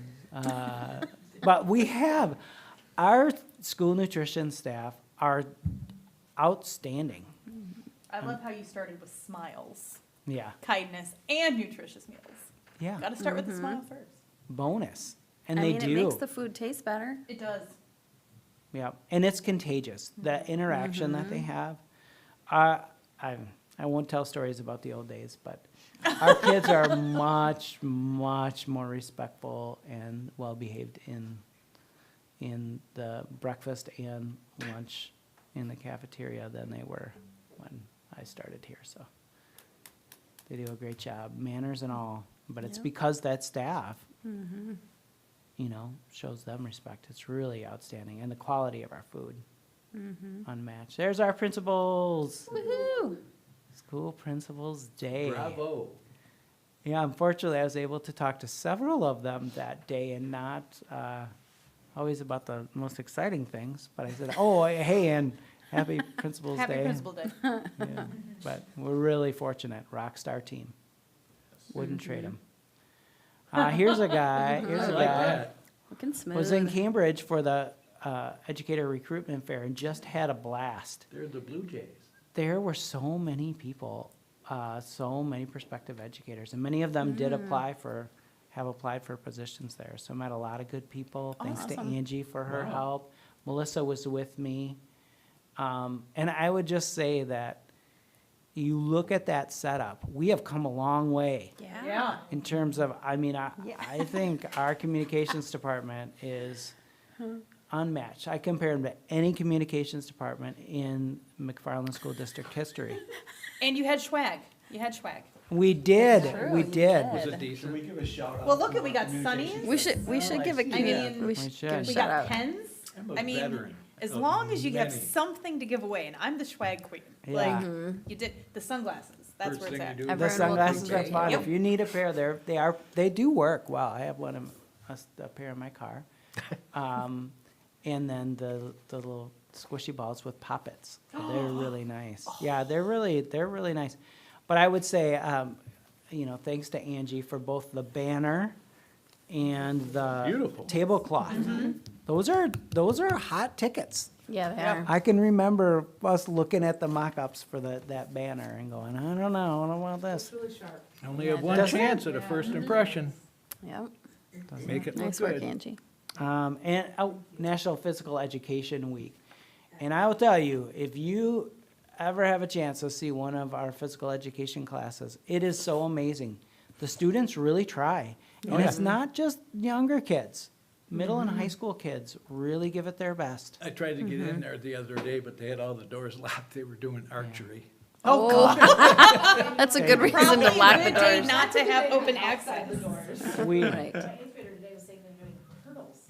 hurdles, Oh. yes, because getting ready for the track meet. Yeah, I they have- do. So if you don't know, they do grade level track meets at the middle school. They had one last week. During the school day as part of physical education. Yeah, they call that, do they give it a special name? No, grade level track I meet. don't know. Okay, I mean, let's do that though. okay. Yes, and. Well, and the first graders just finished their swim, their 2 weeks of swim. Yeah, I right. know, it's so great that they can See, do I'm that. so glad you have little people, Yeah. because you can fill That's us why in I on have the everything. knowledge. Exactly. right. Yeah. Like, we've got high school covered, Yeah. Do they but walk back and forth? See what I Do mean? they walk back and forth? Usually. Yeah. I I thought think so. they, but one I've day it seen rained them. and I think they were able to bust them. Yeah. But. It's great. whatever. so cute. Yeah, very exciting. I do have to say that my youngest has come home a couple of times, or actually, not even waiting to come home, but like they do something in Fayed, and then he texts me and says, I would like to do this now. Oh, Okay, we'll try to go find you some lacrosse stuff to get Oh, into, wow, or, okay. you You know, don't like have to some go too total far for stuff that. that we would not have exposed Yeah. him to, right? just Like, exposure, yep. in our family life, so it's cool. Awesome. And then, of course, it is Teacher but Staff Appreciation Week, so we recognize our staff for the amazing people that we are. We are very lucky to have them, and so thank you to the board for being willing to recognize them and support them through the McFarland House Cafe, and the principals are really knocking it out of the park this year, is what we heard. Really? So, yeah. All Excellent. right, staff, go get your stuff. That's right, Good. go get Love the school caffeinated. board. We want to give you Yeah. as much energy in these last few weeks as possible. Oh, and our coal winners, look at these. Woo! A record 5 winners in a year. That's awesome. How does So that compare amazing. with other schools? Because I'm just amazed at how many. Well, we're the best. I don't know, It seems like we. it's high. I don't remember a Stockberry year. had a lot, that we I will haven't say. had I don't at think least it's one. high. Yeah. I mean, every year. It's just, I think it's amazing. Any It is percentage, amazing. though? Yeah, right, percentage of We've gotta school be. side. Yeah. Yeah. We've got to be high. I'd say, yeah, we're definitely in the 96th percentile. That's just a rough Just off the cuff. And this time it went up by at least probably estimate. percentage points. We're up to 5. Yeah. So thank you to the Cole Foundation for their continued support of Yeah. educators. Amazing. Well, congratulations to all of them. Yeah. So that's what I had to share with you. Coming up, and then you can share some stuff. Coming up, of course, May, that's the month we're in, is Asian American Pacific Islander Heritage Month and Mental Health Awareness Month. And, you know, we are here, and while we are here, the high school music awards are going on. So, missing out on that. And then, honestly, the next couple weeks are crazy busy. If I read everything, Yeah. we'd be here till midnight. But good stuff. So busy. Anything y'all want to share?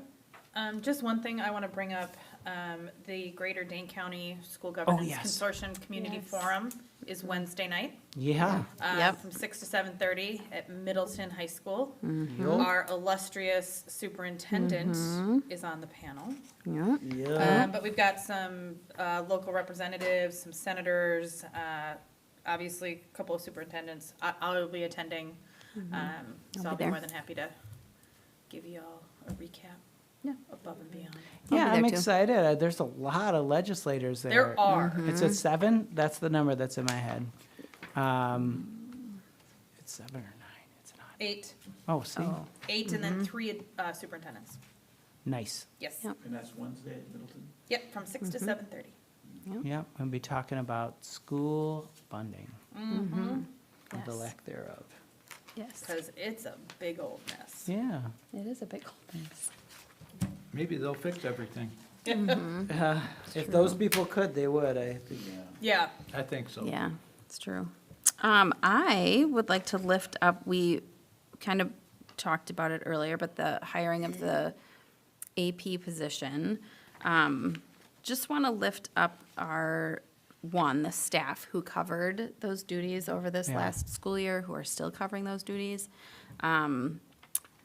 That we knew when we approved that decision, it was going to be really tough. And so thank you for sticking with us. And then lifting up our administrators, Jeff and Aaron, for the budgeting, finding solutions to bring that position back, while still remaining fiscally responsible. So appreciate that. Excellent. Yes. Yeah, Dr. Yes. Hauser has knocked it out of the park, and the additional work for Principal Nelson and Principal Shevchuk as well, Yep. among many others, right? The Yeah. list goes on and on. Lots of people. It was definitely a team Yeah, effort. Brittany Brazel and Darian Riggins and Angie Brunette and all the teachers and, And just talking with folks, they're happy about choice. mhm.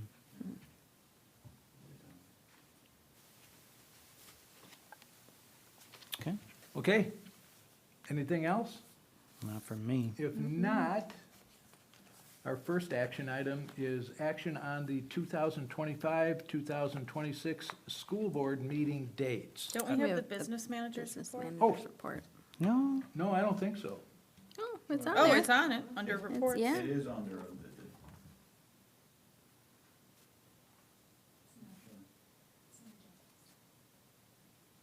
Okay. I don't Sweet. know, I don't, I don't It's see in it. the school minutes, but that's fine. And Oh, Yeah, maybe it's it's on in the the one I- minutes, but not in the, In the, Okay. yeah, in yeah, our. it's not on yep. board book Oh, okay. or in the notice.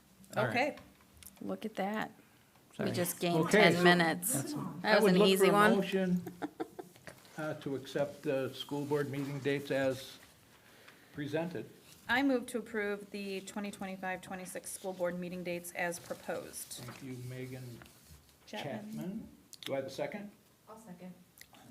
First Here we second. go. She's on the Started. books.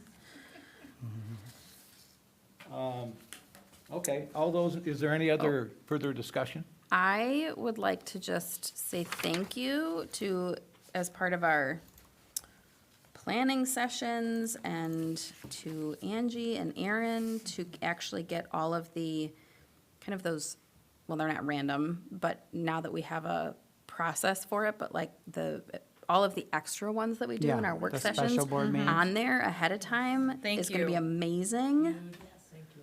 I was gonna You're- say, I don't recall seeing this last year. No, Yeah. that's We why- didn't do That's why I that. screwed up on that 23rd, Okay. guys. We just keep getting better. Yep, Thank you for Yes. sending that out. Yeah, so- yep, so thank you, thank you for making that a part of the regular rotation. And otherwise, it's mostly the first and third, right, Yes.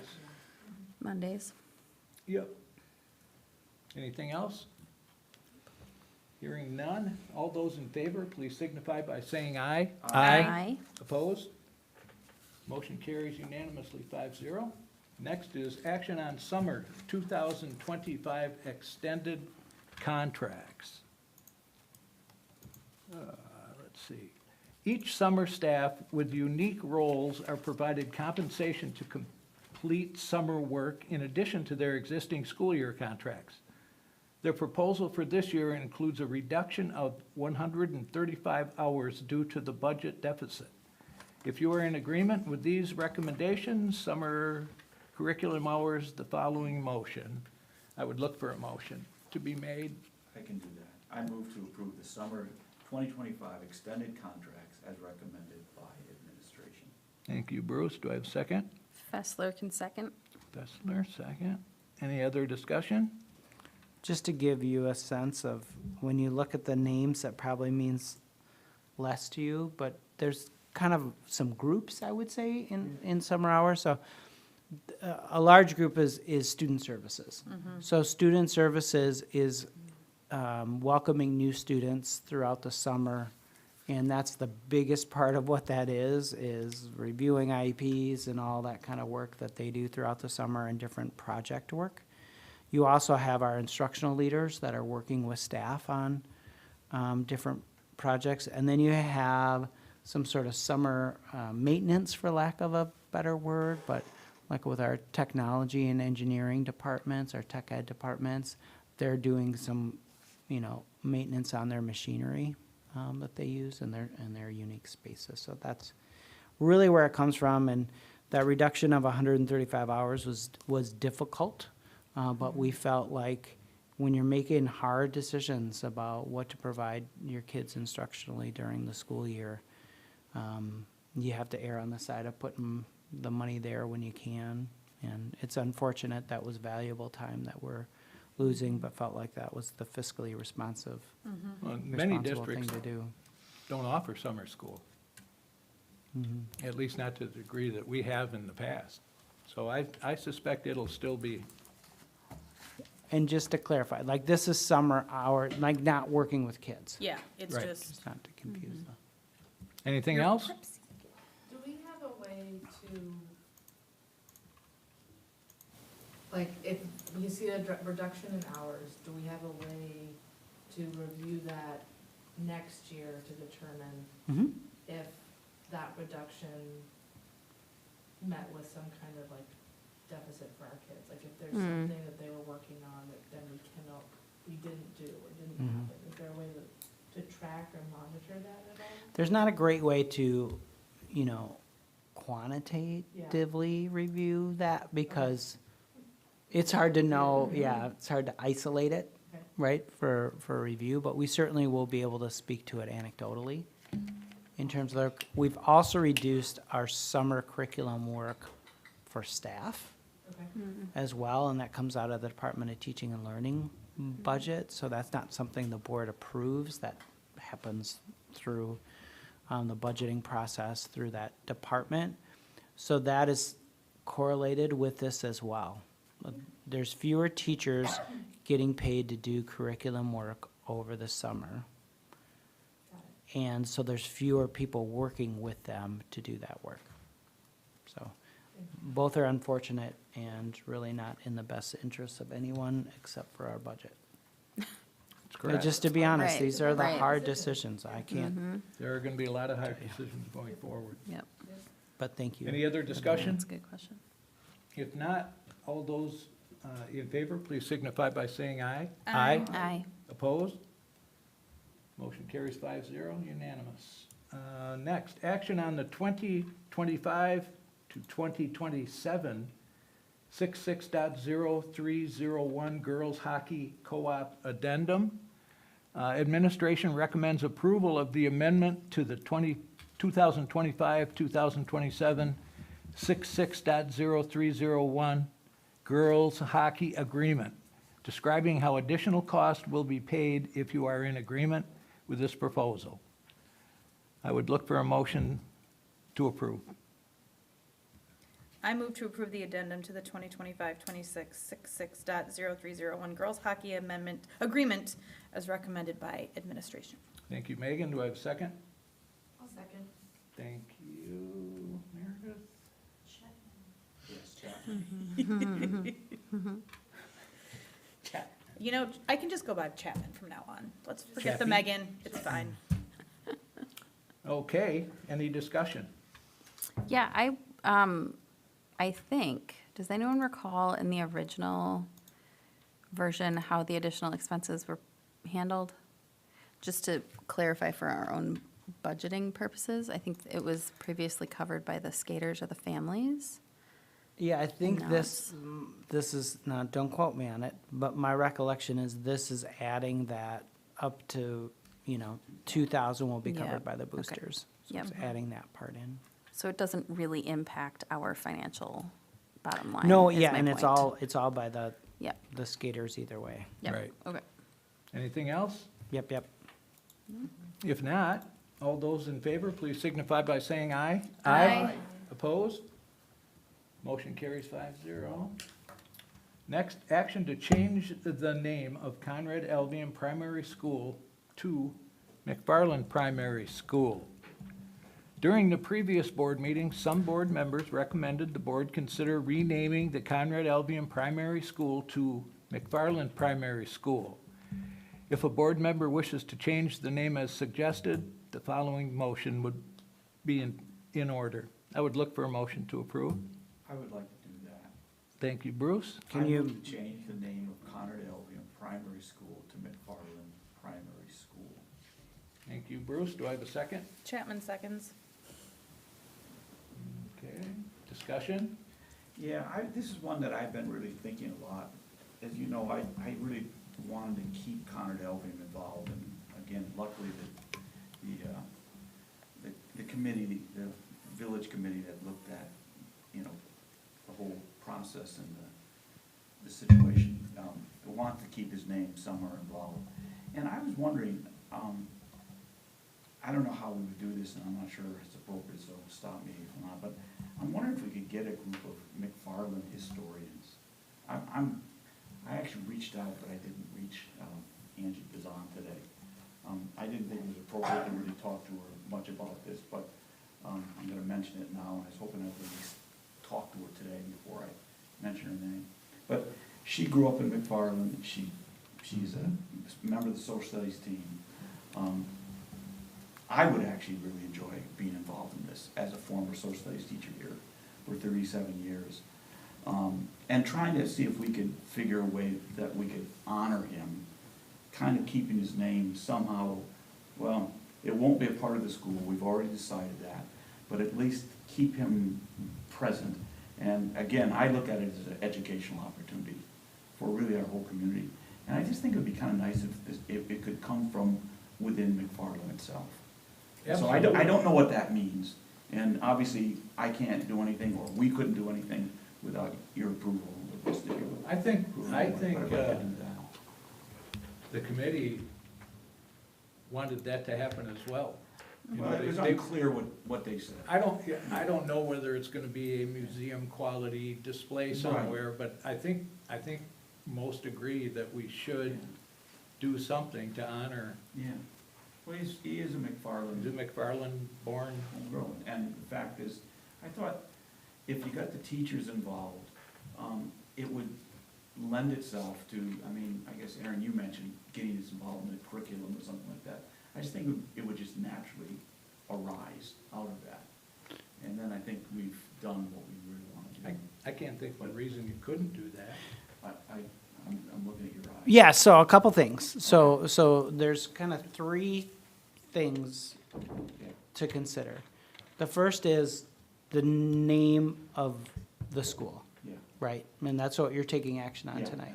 yeah. Another is how to recognize Conrad Albion, and so our curriculum councils were working on that topic last week, and then there was also emails going out today about how can we recognize, how do we already recognize Conrad Albion in our curriculum, and how can we recognize him moving forward? Specifically, I think science being a clear reference, but also when we talk about McFarland and the history of McFarland, and also when we talk about housing discrimination. And so we will have that done. You know, that's moving forward with our staff. So then it becomes recognizing him in another way, engaging the community, as Bruce is suggesting, which can definitely be done. It doesn't require board action. It's not a committee of the board. It is just something that the board would be, saying this is important. And then lastly, of course, is the cost of anything. So renaming a school has a cost. If there's going to be some sort of formal recognition of Conrad Albium, whether it is in the school or in the community, that has a cost too. And so that is, in the context of renaming, something the board's going to need to provide some direction on in terms of how to pay for that. And that was part of my whole thinking, is those three things. The best way to do it. I'm pleased to say, I don't think has been at least as much controversy as I was afraid there might be. But the point is, I think if we have local people finding a solution to this, it would be easier to reach out to the community to help pay for it, to also make sure that it's in the educational, in the curriculum. And what's the third one? That you mentioned, the three different. Well, it's renaming, recognizing him, Yeah, and the paying for renaming it. is And taken paying care for of. it. We've done that. So, We yeah, haven't I done just it yet. think in some ways it would be the most healthy way to do it. And I guess I would envision that if a group of people, and as I said, I enjoy being part of it, I think it would be fun for the group, and I can't speak for it because there's no such thing, but it would be kind of neat to actually make a presentation to the board and say, this is what we came up with. At least that's what I would suggest. And they may have come or whatever. So, if you don't mind, I would like to look into that. Certainly. And see what happens. Anything else? So, question, and since I'm new, that could just be the way we go about the process of meetings. We did get some additional idea from one of the CPS teachers. And for it being Marshwood Primary School, to kind of align a little bit with WIS and IMMS and kind of that naming nature, giving homage to where we live, and where our kids go to school. So I guess I am saying that as that I like that idea, but I don't not like McFarland Primary School either. I think it kind of caps the experience. You start at McFarland Primary School, you go to McFarland High School, right? There's some, I don't know, there's full circle there. I like the bookend aspect, Yes, like it's, so I just saying I appreciated the thoughtfulness of another suggestion that has nothing to do with someone's name and has everything to do with where we are. So I just throwing that out there as I appreciated that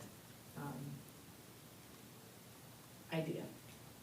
Just for historical perspective, Yeah. we had also, a couple of years ago probably, gotten a letter signed by 20 or 25 folks looking to rename Indian Mount as well. Interesting. Okay. Good to know. And we went to the Ho Chunk Nation and did our due diligence, and it did Good. not appear to be offensive to the Ho Chunk people. Okay. But it was, at one time, Yeah. they thought that was somehow an offensive name. Just for perspective. No, I don't know what you don't know. Thank you. Yeah. I also liked the suggestion, and I appreciate, I think that was the only feedback we received. Yep. that That's know all of. I saw. So, Yeah, besides that, the community member that I spoke with, Okay. and shared that with you, that was supporting McFarland Primary True. School as a name, Yes, and that felt is like true. that was a good way to sort of recognize the history of the building and then today I had a staff member email me and say, McFarland Primary School, a CEPS staff member, that they thought that it should be named McFarland Primary School. Okay, Well, plus, just saying MPS, it just rolls off the tongue. True. anything else? If not, all those in favor, please signify by saying aye. Aye. Aye. Aye. Is there something? Oh! Nothing related to me. I rolled everything over here that I just said in the last 15 seconds, and I Can we- didn't think I messed up. Can we just have a revote? Because I'm Yep. not sure everybody, Yeah, and before we do, Megan Chapman, you ended up seconding. Yeah, Yes, I never wrote that down, correct. so I want to make sure I Yep. get that correct. yeah, All right. I wasn't clear on the vote. Okay. Can you just call for the vote again? Sure. I just want to make sure. Absolutely. Hearing no further discussion, all those in favor, please signify by saying aye. Aye. Opposed?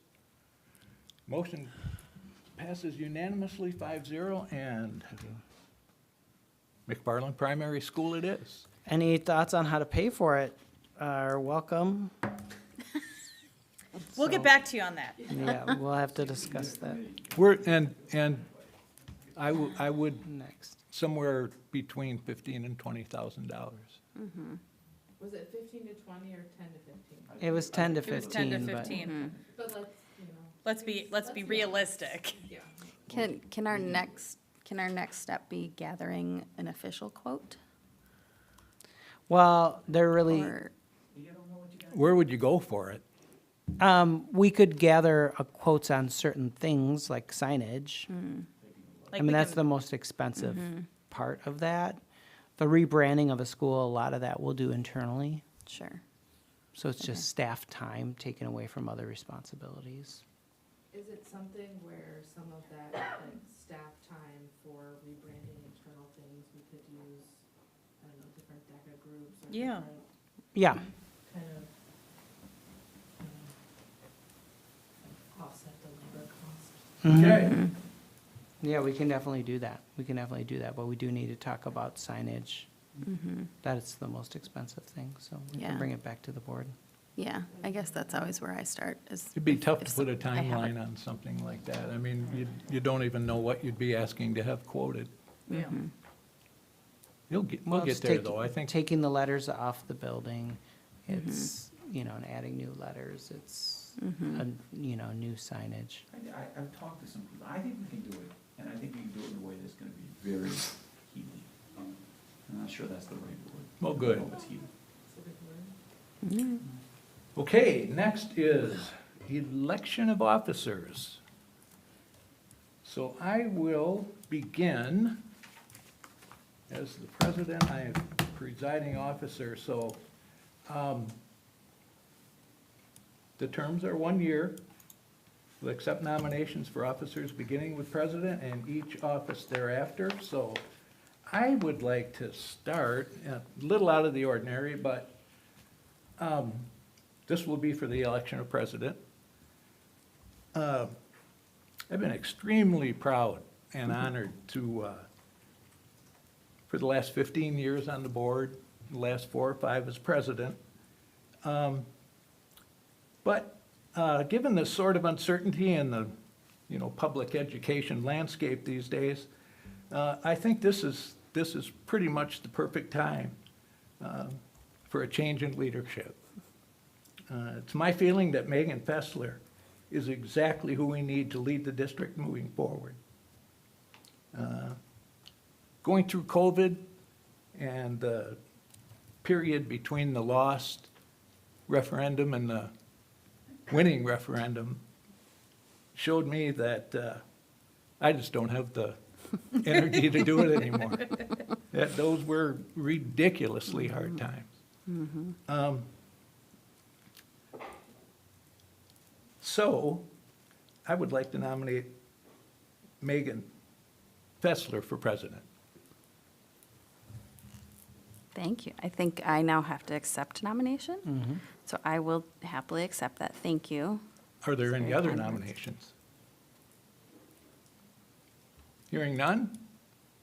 Congratulations, Megan. Yeah, we need a second. Oh, I'll second. I'm good at the second. Okay. Any other discussion? Yeah, I just want to thank you. Yes, You've thank you given so much. 15 years, and I'll be honest with you, Craig, as a person who taught in this district since 1976, I would argue that that period where you were, you know, in charge as the president was some of the most difficult that this district's ever seen. And we just really needed someone to kind of calm the waters and get us through. It wasn't as fun as some of the other stuff. No, I don't know if it was ever fun. You didn't do it because you wanted to have fun, let's face it. No, But that's you true. just- You did an awful lot, and I just want to thank you. I appreciate it, but And, it's time. Well, and I also want to say thank you for your vote of confidence in me, sharing your gratitude and your leadership and your willingness to provide mentorship over the next year for me. And literally and figuratively, I have very large shoes to fill. So, Nice. so thank Yeah, you. Shoe guy. I was gonna say, you better step up the shoe game. I know, Nice I know. Megan Maybe Fest- some Hawaiian shirts. But Megan Fest, I will just tell you that, I think you're very, very qualified. And if you don't mind, I'm just gonna say that, you know, Megan Chapman in the last couple, like, month and a half, I'm going like, wow, I think you have what it takes. And then just kind of bringing you on board, Meredith, that I'm going like, man, we've got some good folks here, so, anyway, I'm really happy. We have a great Thanks, Bruce. opportunity. Yeah. Yeah, we do. And this is gonna be a challenge, but I certainly believe Megan's up for it, and I'll be around for a year, So so. that's one of the Thank you. wonderful things. It is really wonderful that you can actually kind of help her with any questions that, you know, she may have. I hope to. And Yeah. Megan, I'm awful happy that you'll be able to give your son. That will be a perk. That is true. Okay, then, Did you have a vote? Vote. yeah, all those in favor, please signify by saying aye. I, Aye. Motion carries 5-0 unanimously. Congratulations. Megan, you want to take over, or you want me to finish? I think you still have to preside over it. Do I? Right? Yeah. Yeah. Okay, So, then we'll move. sorry. That's okay. We'll move to vice president then. Well, in turn, I would like to nominate Craig. I think that it would be really great to have Craig in the vice president role as mentorship, and then also if there's anything I can't do, it feels like an easy fill-in. So I Very nominate Craig. flexible schedule. I will second that. Thank you, Bruce. Any other nominations? Hearing none, all those in favor, please signify by saying aye. Aye. I, Opposed? Okay, that's 5-0. Next is clerk. I would look for nominations for, I will nominate Bruce Fisher for clerk. Oh, I'll second that. okay. Megan and Megan. Motion Chapman, second by Hustler? Yes, Is that what it was, Chapman? Yep. Fessler? Okay, alphabetical. all right. Any other nominations? Hearing none, all those in favor, please signify by saying aye. Aye. Opposed? Motion carries 5-0. Congratulations, Bruce. Let's see, treasurer. I would look for a nomination for board treasurer. I would like to nominate Megan Chapman. I'm the only one left. Well, Meredith, Meredith could you- over Unless you here. wanna do But- it. Wow. Meredith just chopped liver here, I guess. But really No, and Meredith, truly, you wanna do it. Wisely. Wise. but I concur with what, my nomination comes in part because of what Bruce said. I think you have picked up some leadership, you've been showing some leadership and, High in the energy. last few months. Yeah, so With no we'd love to see that. Watch Okay. out. So, Thank you. So all those in favor, please. We got to. we have to second. I'll second. Oh, I thought we had a second. I'm sorry. Thank you, Meredith. Any other discussion? Hearing none. All those in favor, please signify by saying aye. I, Opposed? Motion carries 5-0. Congratulations, Megan Chapman. Now we move on to committee liaison assignments. Wisconsin Association of School Boards.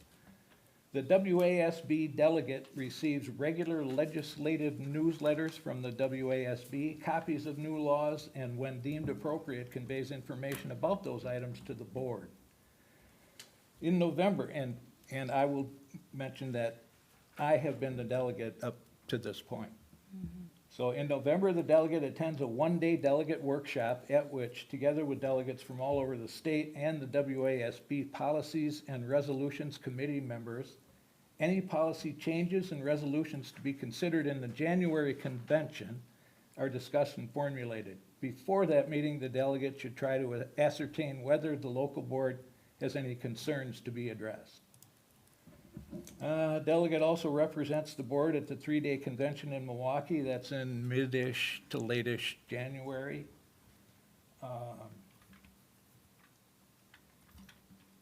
And carries to that meeting any direction for voting on the proposed resolutions, which you will receive, a month or so, I would think, month and a half before the convention. Resolutions that the board cares to give. I held this position for 24-25, and Megan served as the alternate. You want to just switch? That's what I was going to propose. I could do that, Yeah, I can. and I could help can- you with the delegate stuff. Sure, yep. So you're proposing? I would propose that Megan Fessler be installed as the delegate, and that I would Be the alternate. serve as the alternate. That okay? And Yeah. then I would second this. Is that okay? We don't have to vote. I don't think we Yeah. vote on Yeah, these. we don't just- vote on No, Nope. I think No, we just, it's Okay, just a sorry. informal, no, good question, though. Sorry. That's okay, you're a good rule follower. That's right. okay, next. Outstanding clerk. Village of McFarland. McFarland School Board Joint Planning Committee. The School District of McFarland and Village of McFarland entered into a memorandum of understanding in February 2022 to formalize the joint planning committee work to discuss issues of mutual concern. The district shall annually appoint 2 members and 1 alternate from its governing board to serve on the joint committee along with the district administrator or his or her designee. In the 24-25 school year, this group generally were scheduled to meet every 2 to 3 months on the second Tuesday at 5 p.m. Bruce Fisher and Megan Fessler held these positions, with myself as the alternate. Does anybody want to make any changes to that? Or Bruce and Megan, you're good with that? Well, didn't I'm Meredith just looking want to?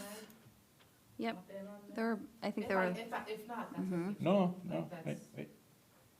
I can be the most flexible one. no, I think there were, several who were interested, so, Is there a I'm, number limit? I will give Yeah, up my 2. seat, Just because otherwise you have a quorum. yeah. Oh, but Yeah, I'm happy to give up my seat to someone who is interested. Are you interested, Meredith? Yes. And I'd love to have you on. So we got Bruce, Meredith. Anybody else want to serve as the alternate? I can, but if someone else would like to do it, that would work. No? So Bruce and Meredith, and myself as the alternate. Okay. That sound okay? Yep. yeah, thanks for the opportunity. All right. CISA 2 Annual Convention Representative.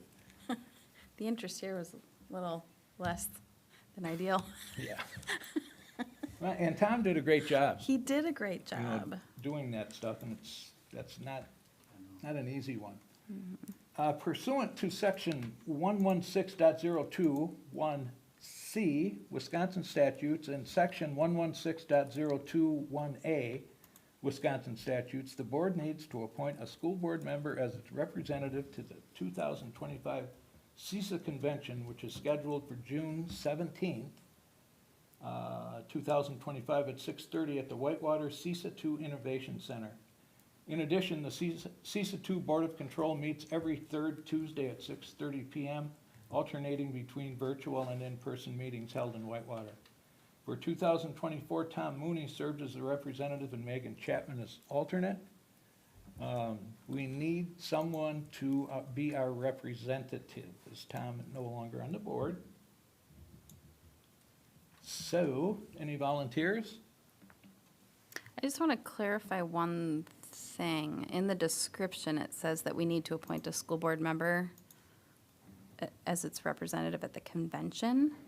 Is it also required to go to the Board of Control meetings? I mean, it's kind of implied there, but I just want to, It depends. You know, really, I mean, I think Tom used to attend the convention.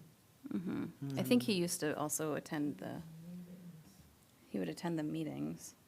And it seemed to me that more than half of them actually ended up being virtual, as opposed to running down to Whitewater. I don't recall, you know, him even mentioning doing that.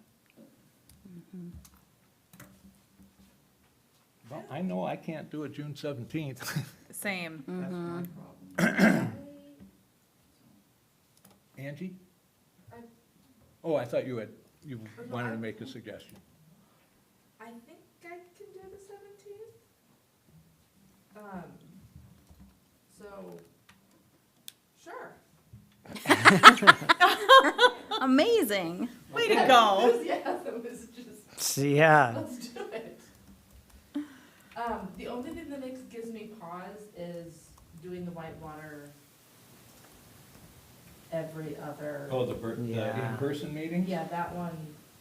I mean, if you don't make it, you don't make it. I don't think there's any penalty. Okay. It's not like we're gonna We're gonna be find kicked you out of CISA and too. yell at you. Megan Chapman, you're willing to stay as the alternate? I technically have something on my calendar, but if you really can't make it, just let me know. All right, Calling all babysitters? No, I'm just kidding. Yeah. so we would be replacing Mr. Mooney with Meredith, and Megan Yep. Chapman would remain as the alternate. Is that okay with everyone? Yes. Okay.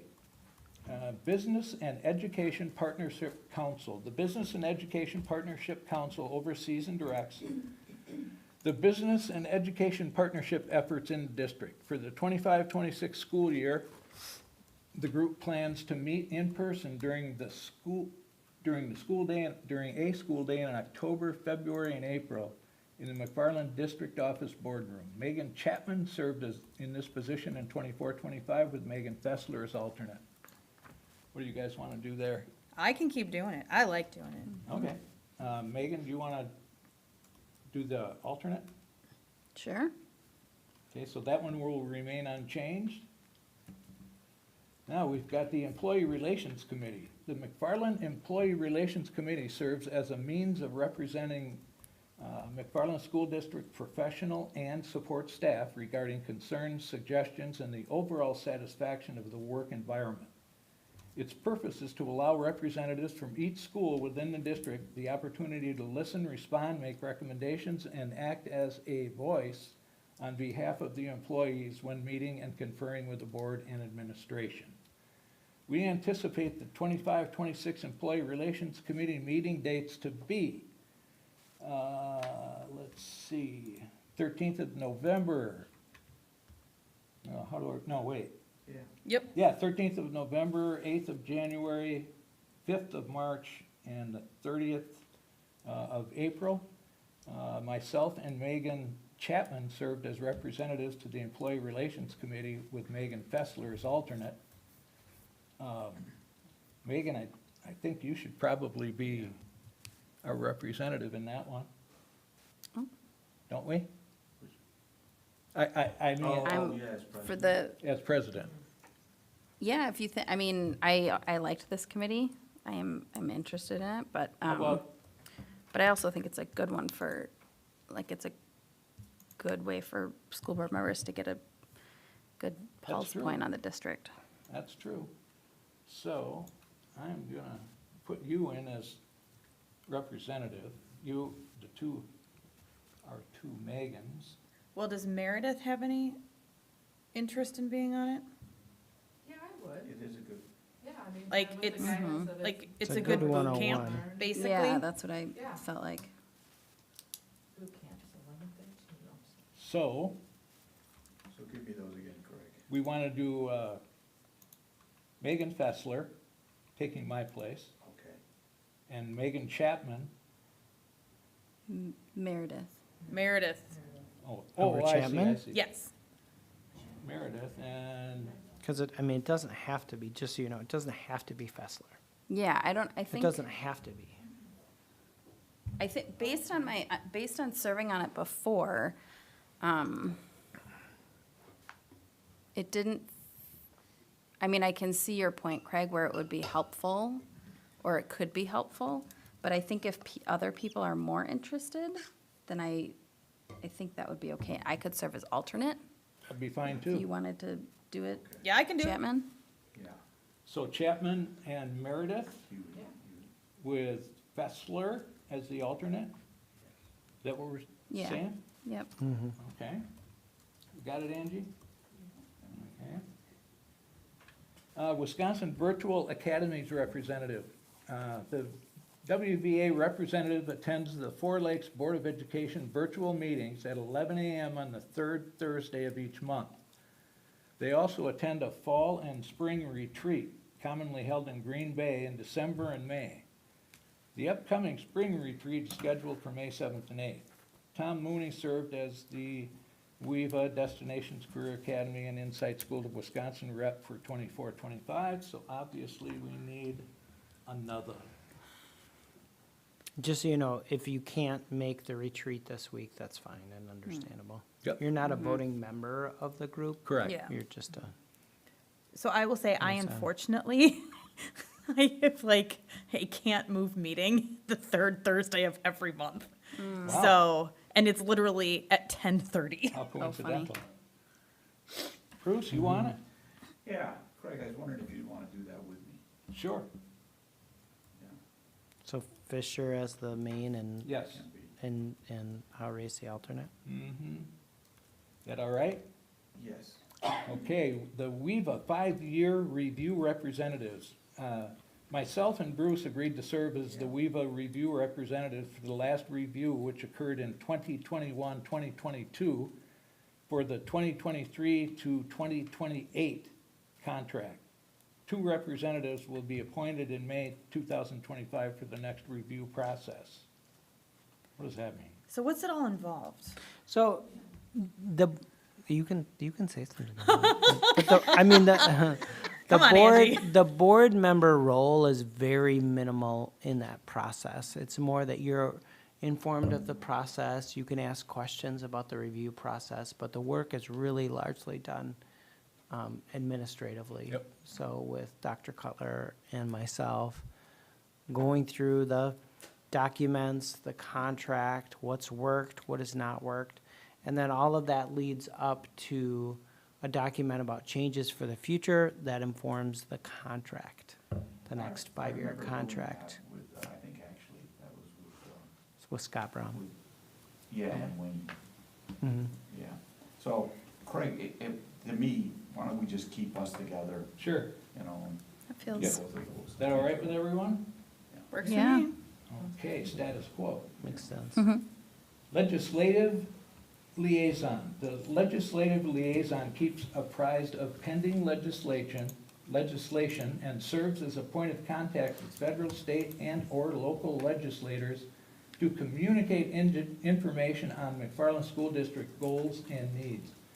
Megan Chapman served in this role in 24-25, and I would assume that Megan Chapman No, I don't want it at all. should probably have to do that again this year, 25-26. Yes, I will do it. All right, thank you. Do we have an Fooled me on how alternate? it's going, really? Do we do an alternate for that? Yeah, I don't It's have- new. There is no alternate. Okay, No one could. I know. Very well put. Yeah, because there's no, like, It's not, yeah, The like. Greater yeah, Dane I County got you. School District Governance Consortium Representatives. The McFarland School Board voted to join the Greater Dane County School District Governance Consortium in July 2024.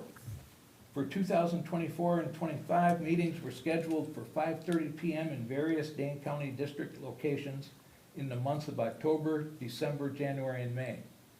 For 24-25, I served as Megan and I served as representatives on this consortium. Mhm. So, what should we do with that one? Do you have any suggestions, Mr. Tarnitzer? Is it going to continue on? Oh, yeah. Okay. Mhm. Yeah, yeah, It's I not think the, we've really focused on school funding Yeah. as of late. I think it could mhm. broaden at some point, but that seems to be the focus of the group. this Megan time. Fessler and I served on that one. Does anybody else wanna? In some ways, I think it makes so. sense if you guys are president and vice president. I don't know. I'm happy to do it if no one Yeah, else is. I'm happy to too. The only, my only question, if we want to do an alternate or something else, is that because it's been so focused on legislative stuff, I wondered if Good job. Chapman would be, Well, because I went to the last one. yeah, But I know that Meredith also put on here that you were True. interested. Oh, oh, yes, Either right, way. right. And I mean, I'm more than happy to do it. It's, for me, like, a lot of the information that's talked about, like, I'm already aware of it. But like I said, I can still do it. Mm, How so about the maybe two we do Megans? this. or But what about Meredith? Oh, that's- the M&M. Well, we can do an alternate too. There's not one on here, but I don't think there's anything keeping us from doing it. And I'd be glad to, I'm not glad to, but I'd be willing to give that up if someone else was interested, as long as So, Megan Fessler why was don't we there. do that? Why don't we have Megan Chapman and Meredith Huey as the two? If that's something you're interested We in can doing. carpool. It is, Let's carpool. and it is your, We only live like a block and a half So I from got each Meredith, other. Meredith and Chapman? Yes. yeah. There is a meeting this week, as we talked about. Yep, I'm already going. I was already planning on going. Oh, you were? No, because I have a commitment. Yeah, so- okay. So you are gonna go, Megan? Fessler? Fessler, yes. Okay. So those will be the two? So. And then just have Fessler as an alternate. Sure, Okay. yep. I like that idea. So, Have okay. an alternate, so we always That's have so you're the two alternate. Mm-hmm, yes. people there. Were Huey, you good with that? We're one of the few 5-people boards, so Yeah. it's good we have at least two. All right. You Yep. got it, Angie? Wow.